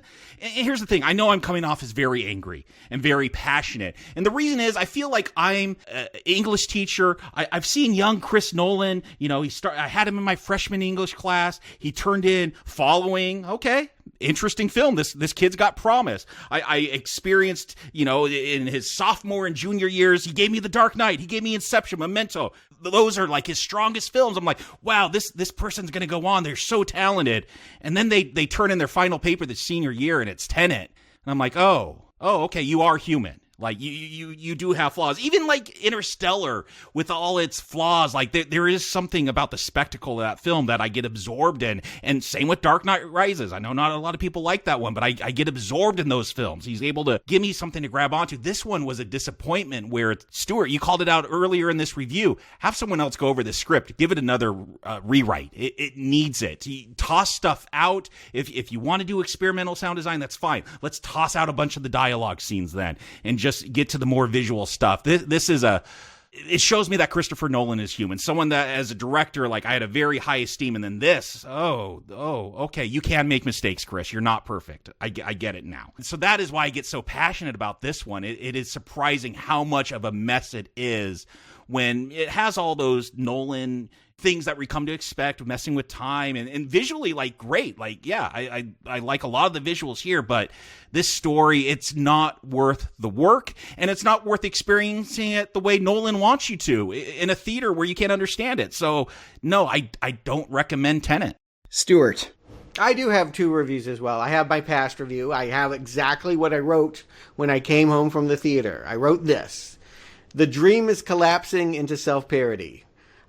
People ask me what this is about. A lot of stuff moving backwards, colliding with stuff going forwards. Other than that, I have no idea. If we're supposed to understand it, that will take some work. But if we're expected to feel it, that will never happen. This movie is relentlessly unfun. After Inception, I prayed Nolan would land a James Bond movie. After this, I'm so glad that they kept him away from No Time to Die. It's a bunch of scurrying with no emotional payoff. Red arrow. And now I'm going to reverse that to a green arrow and say that I actually think there's a lot of fun and a lot of likability, and that you can feel it. It did happen the second time after I put in the work and had the subtitles and could rewind. And I do feel like, yes, the experience at home was a breakthrough, frankly, that changed a very dark cloud as I approach this again. Nolan was wrong. Stay out of theaters. Watch movies at home is what you're saying. Well, I mean, I think they could have fixed this in theaters. I mean, I do think that whoever is making these sound mixing decisions really ought to go. Like, you're wrong. If you feel like the best way to get people not to focus on your exposition dialogue is to no. And I do feel like, yeah, there is still a lot of wall-to-wall exposition. I'd rather read that than put my faith in the idea that Nolan is a cinematic storyteller and I just need to look at what's going on. That's not true. At least not true in this movie. But I do feel like some of the big problems I had, mostly like that I didn't like protagonist, are solved now. I actually do feel like John David Washington is giving a good performance and is a spy I'd like to see have other adventures. And Kat, while I didn't like them as a couple, I do feel like I understood her story more. A lot of things I could appreciate more on an emotional level, whereas that first viewing was cold, cold, cold. And I do think that for the most part, the first half is better than the second half, even though the second half is where all the stuff happens. But I think I had more fun in the beginning and then I get exhausted. It's not one of Nolan's best films, one of his busiest films for sure, but I think it's a solid recommend. I think it's worth a look. You put in the effort and you're going to be rewarded. I'm wondering if you're suffering some sort of Stockholm syndrome, Stuart, and I know from experience that it happens. Last week, we released a review of Golden Years, Stephen King's mini TV series, early canceled.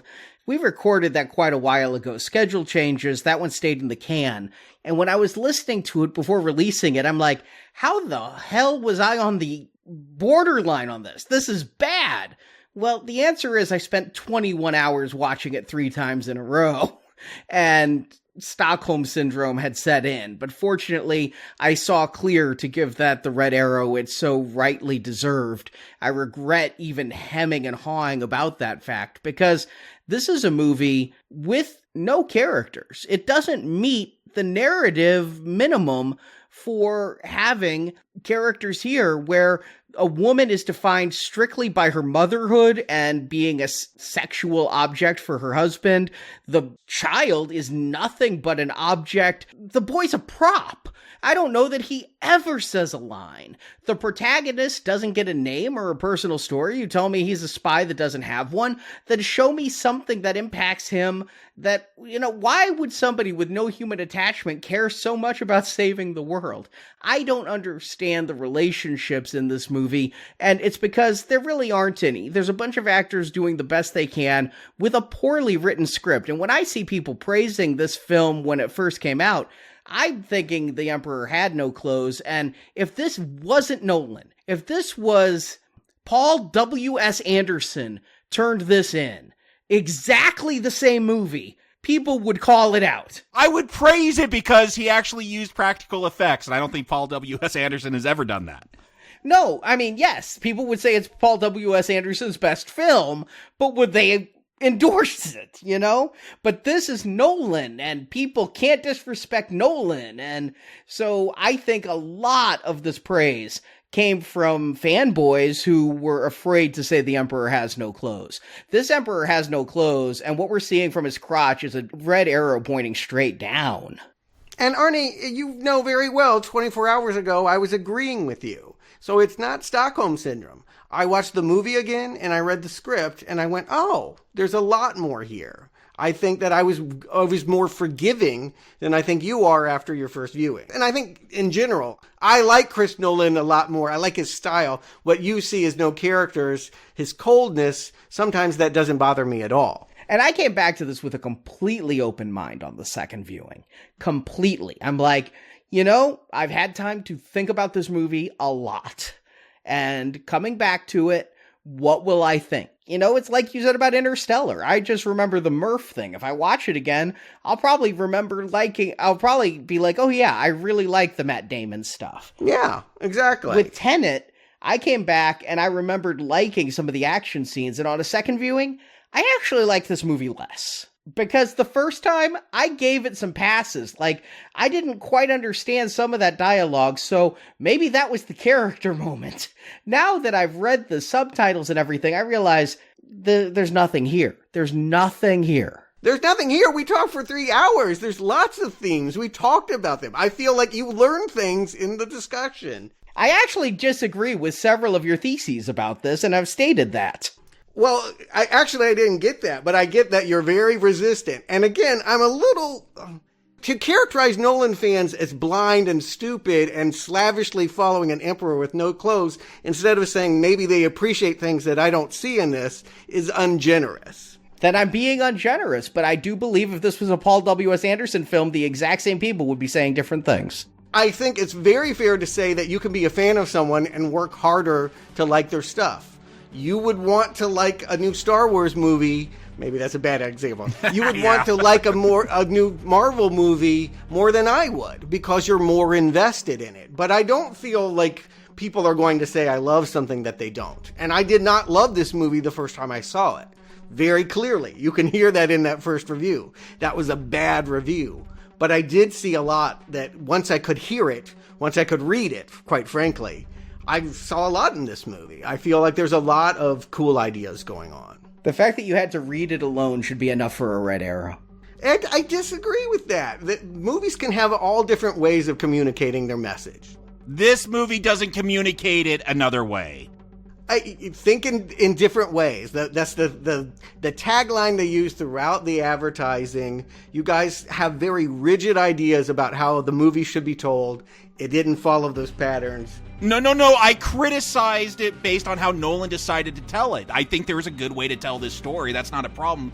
I outlined it. If you're going to obfuscate what people are saying, then stop putting so much goddamn dialogue in it. Exactly. If it's saying that muffled audio is as good as heard audio, makes me think Nolan's next film should be completely out of focus. I mean, if you're not going to be technically competent in one way, let's go all the whole hog. Look, I know very well that some people lie to themselves and tell something that they don't like that they do. We've all done it. I did not fall for that. I walked out of this movie originally angry, and I get why many people would never like it. It operates in a way that is very emotionally cold. It relies on so much exposition that is difficult to process, in part because of the sound design. I get why you guys don't like it, but I don't get why you're so angry at Chris Nolan for making it. Because Christopher Nolan says you can only experience my films in one way, in IMAX, in movie theaters, and then he gives us a product that you can't understand in that format. That is my problem with Christopher Nolan. Okay, but you didn't go to the theater, so, I mean, you did see it at home. I did. I have the same problem. I don't know why Jacob's mad about that. He still put out a Blu-ray I can't understand without turning on the subtitles. Maybe that's the way to do the movie. Again, I can't defend the sound mix. I'm with you on the sound mix. I think he was experimenting with the idea that maybe my movies don't need to operate on the expository dialogue language, and they do. I think the experiment that failed here... Did I not just say I praise experimental films? I named some. Eraserhead, David Lynch, I get into that. I don't need plot and character every time, but this movie relies on that, and it does not provide it. I'm not afraid to say I need characters who I connect with or at least feel something for on screen, and this is too cool. Did you not like Protagonist? No, I did not like Protagonist. Okay. I never heard you conclusively say one way or the other. I heard you laugh at some of the things he said. I thought you were experiencing, like me, that he had a more subtle British personality that came through on the second viewing. There were a couple of wry lines that I found funny, but this guy's tabula rasa. This guy is nothing. He's blank. He's a blank piece of paper upon which Nolan has written nothing to give him personality. I think that might be Nolan, frankly. All of his characters, all of his movies are cold in that way. See, and I think that obvious save the cat moment at the beginning is trying to put us on his side, and it failed for me. It's too obvious. It's too trite. So let's do the ranking then. I'm really curious about this one. This is the bottom for me, yeah. This is the only one I haven't recommended. Here's the way I would go. I'm mostly keeping with where it was before. The three great ones, Memento, Inception, Dark Knight. I think we all agree on that part. My second favorite, the excellent films, are Batman Begins, Prestige. I know we don't agree on that part. This ranks in the third tier. This is Dunkirk and Tenet. Good movies. I like them. Followed by Following Insomnia. They're okay. And then Interstellar and Dark Knight are problematic films. This is worse than Dark Knight, easily for me. Dark Knight Rises? Yes. Worse than Batman Begins. I know you don't like that one. Worse than Batman Begins, yes. Batman Begins has stuff I do like. I just don't feel overall as a movie it holds together. But it has great moments. I remember you had the same problem with that. You didn't like Bruce Wayne as a character in that one. You didn't relate with him. But it has some great moments. I love the training montages and things, and I like some of Bale's moments. But no, this is... I've said it. It's a not recommend. There's nothing more I can say. I can rewind myself and say it all again if somebody would like. But this is for our listeners. You can move us forward in time. You can move us back in time. You have our podcast to do with as you like. Yeah. In the meantime, we got one more film before 2020 is over. And there's another one that was supposed to go to theaters. I think they claim they are going to theaters. It is, where theaters are open. Yeah, I don't know where you can see it, but I will be watching it on HBO Max. Wonder Woman, 1984. Gal Gadot versus Cheetah. I feel like these trailers look good. Every time I've seen something from this movie, I'm getting a feeling like they could even improve on the last movie, which was damn good. You know, I do agree they could improve on the last one. A lot of times, the second superhero movie is better because you don't have the burden of the origin story. A lot of people think Spider-Man 2 is better. I think most people think Superman 2 is better. Fantastic Four, Rise of the Silver Surfer is better. So, you know, there's a lot of cases of this. I'm hopeful Wonder Woman 1984 is better. I'm looking forward to going back to what is the favorite year of my life, 1984. Really? I think we're supposed to think about George Orwell and, like, totalitarian governments and stuff. But, yeah, maybe we're also supposed to think about mall hair and... I've been thinking about that for the last 4 years, Stuart. Yeah, we'll see how it goes, but I'm excited about that. And in the meantime, Christmas is a-coming, and so we have a secret present for December patrons. No, all we'll say is we've been doing a Christmas advent calendar online of all the Christmas movies we've reviewed, like Gremlins and Die Hard and Silent Night, Deadly Night and Lethal Weapon, even On Her Majesty's Secret Service.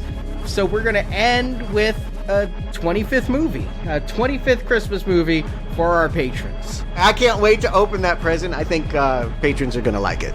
I think so too. So with that, Jakob, Stuart, thank you for going through time with us. Listeners, please, if you can support our show, please do. We are looking at a packed 2021. It's through supporters like you that we are able to do it. I can't say thank you enough as to how much you keep this show going and how much it really means to all of us, especially during this season. So, happy holidays, Merry Christmas, and we will be back soon with Wonder Woman 1984. And until then, our time is up.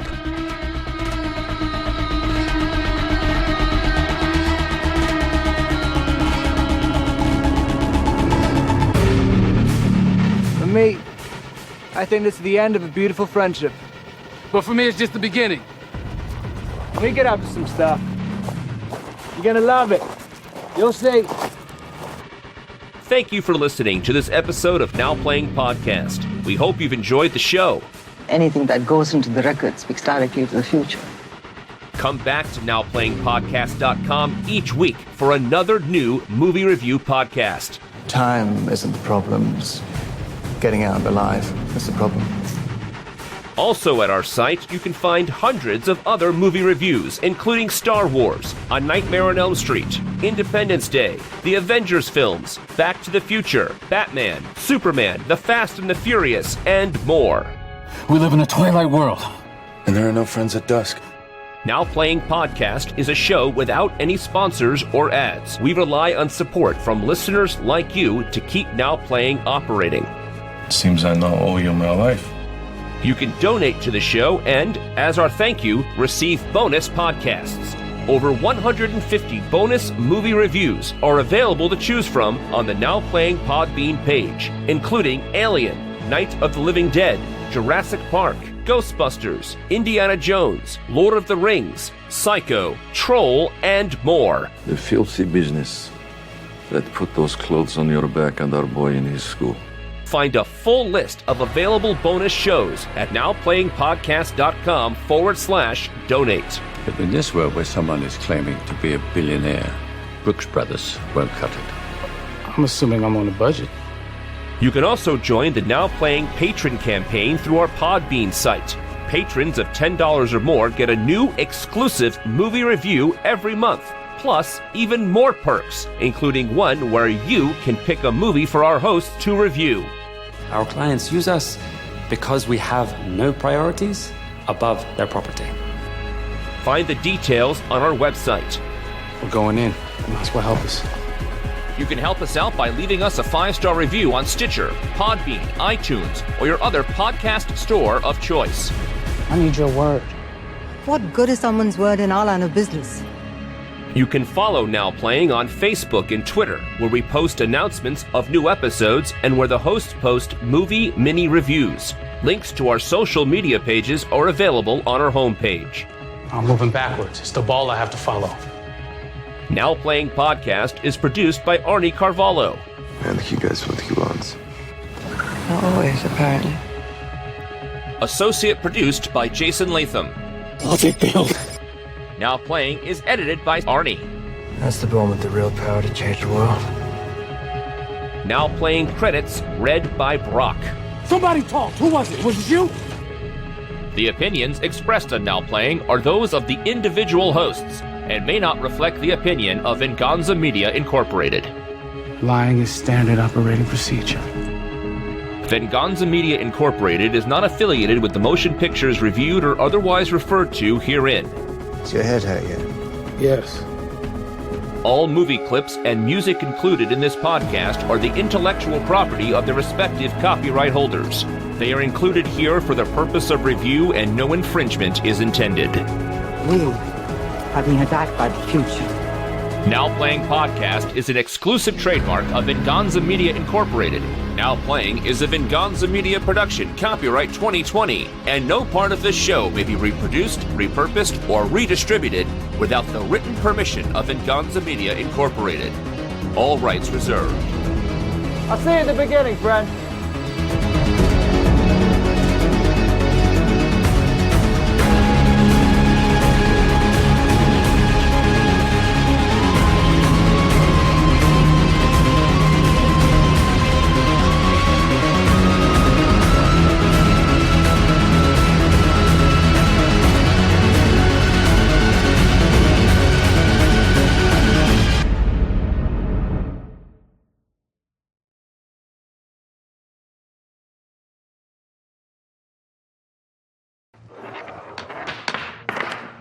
And then, yes, I saw it on streaming with subtitles turned way on. Can you turn them more on than on? You can. You can turn them on for the hearing impaired, and you can turn them on just for the language. Yeah, I feel like that's what I need. I need descriptions. Tell me where Robert Pattinson's walking in every scene. Explain every little bit to me. And it's going to be part of a convoy going through Estonia. You're not going to say Estonia and not make me think of Encino Man. I'm sorry. I don't know what that means. Why does it make you think of Encino Man? I've never seen it. Because that's where they say caveman Brendan Fraser is from, Estonia. The Stone Age, Estonia. I didn't know it was a real country for like 20 years.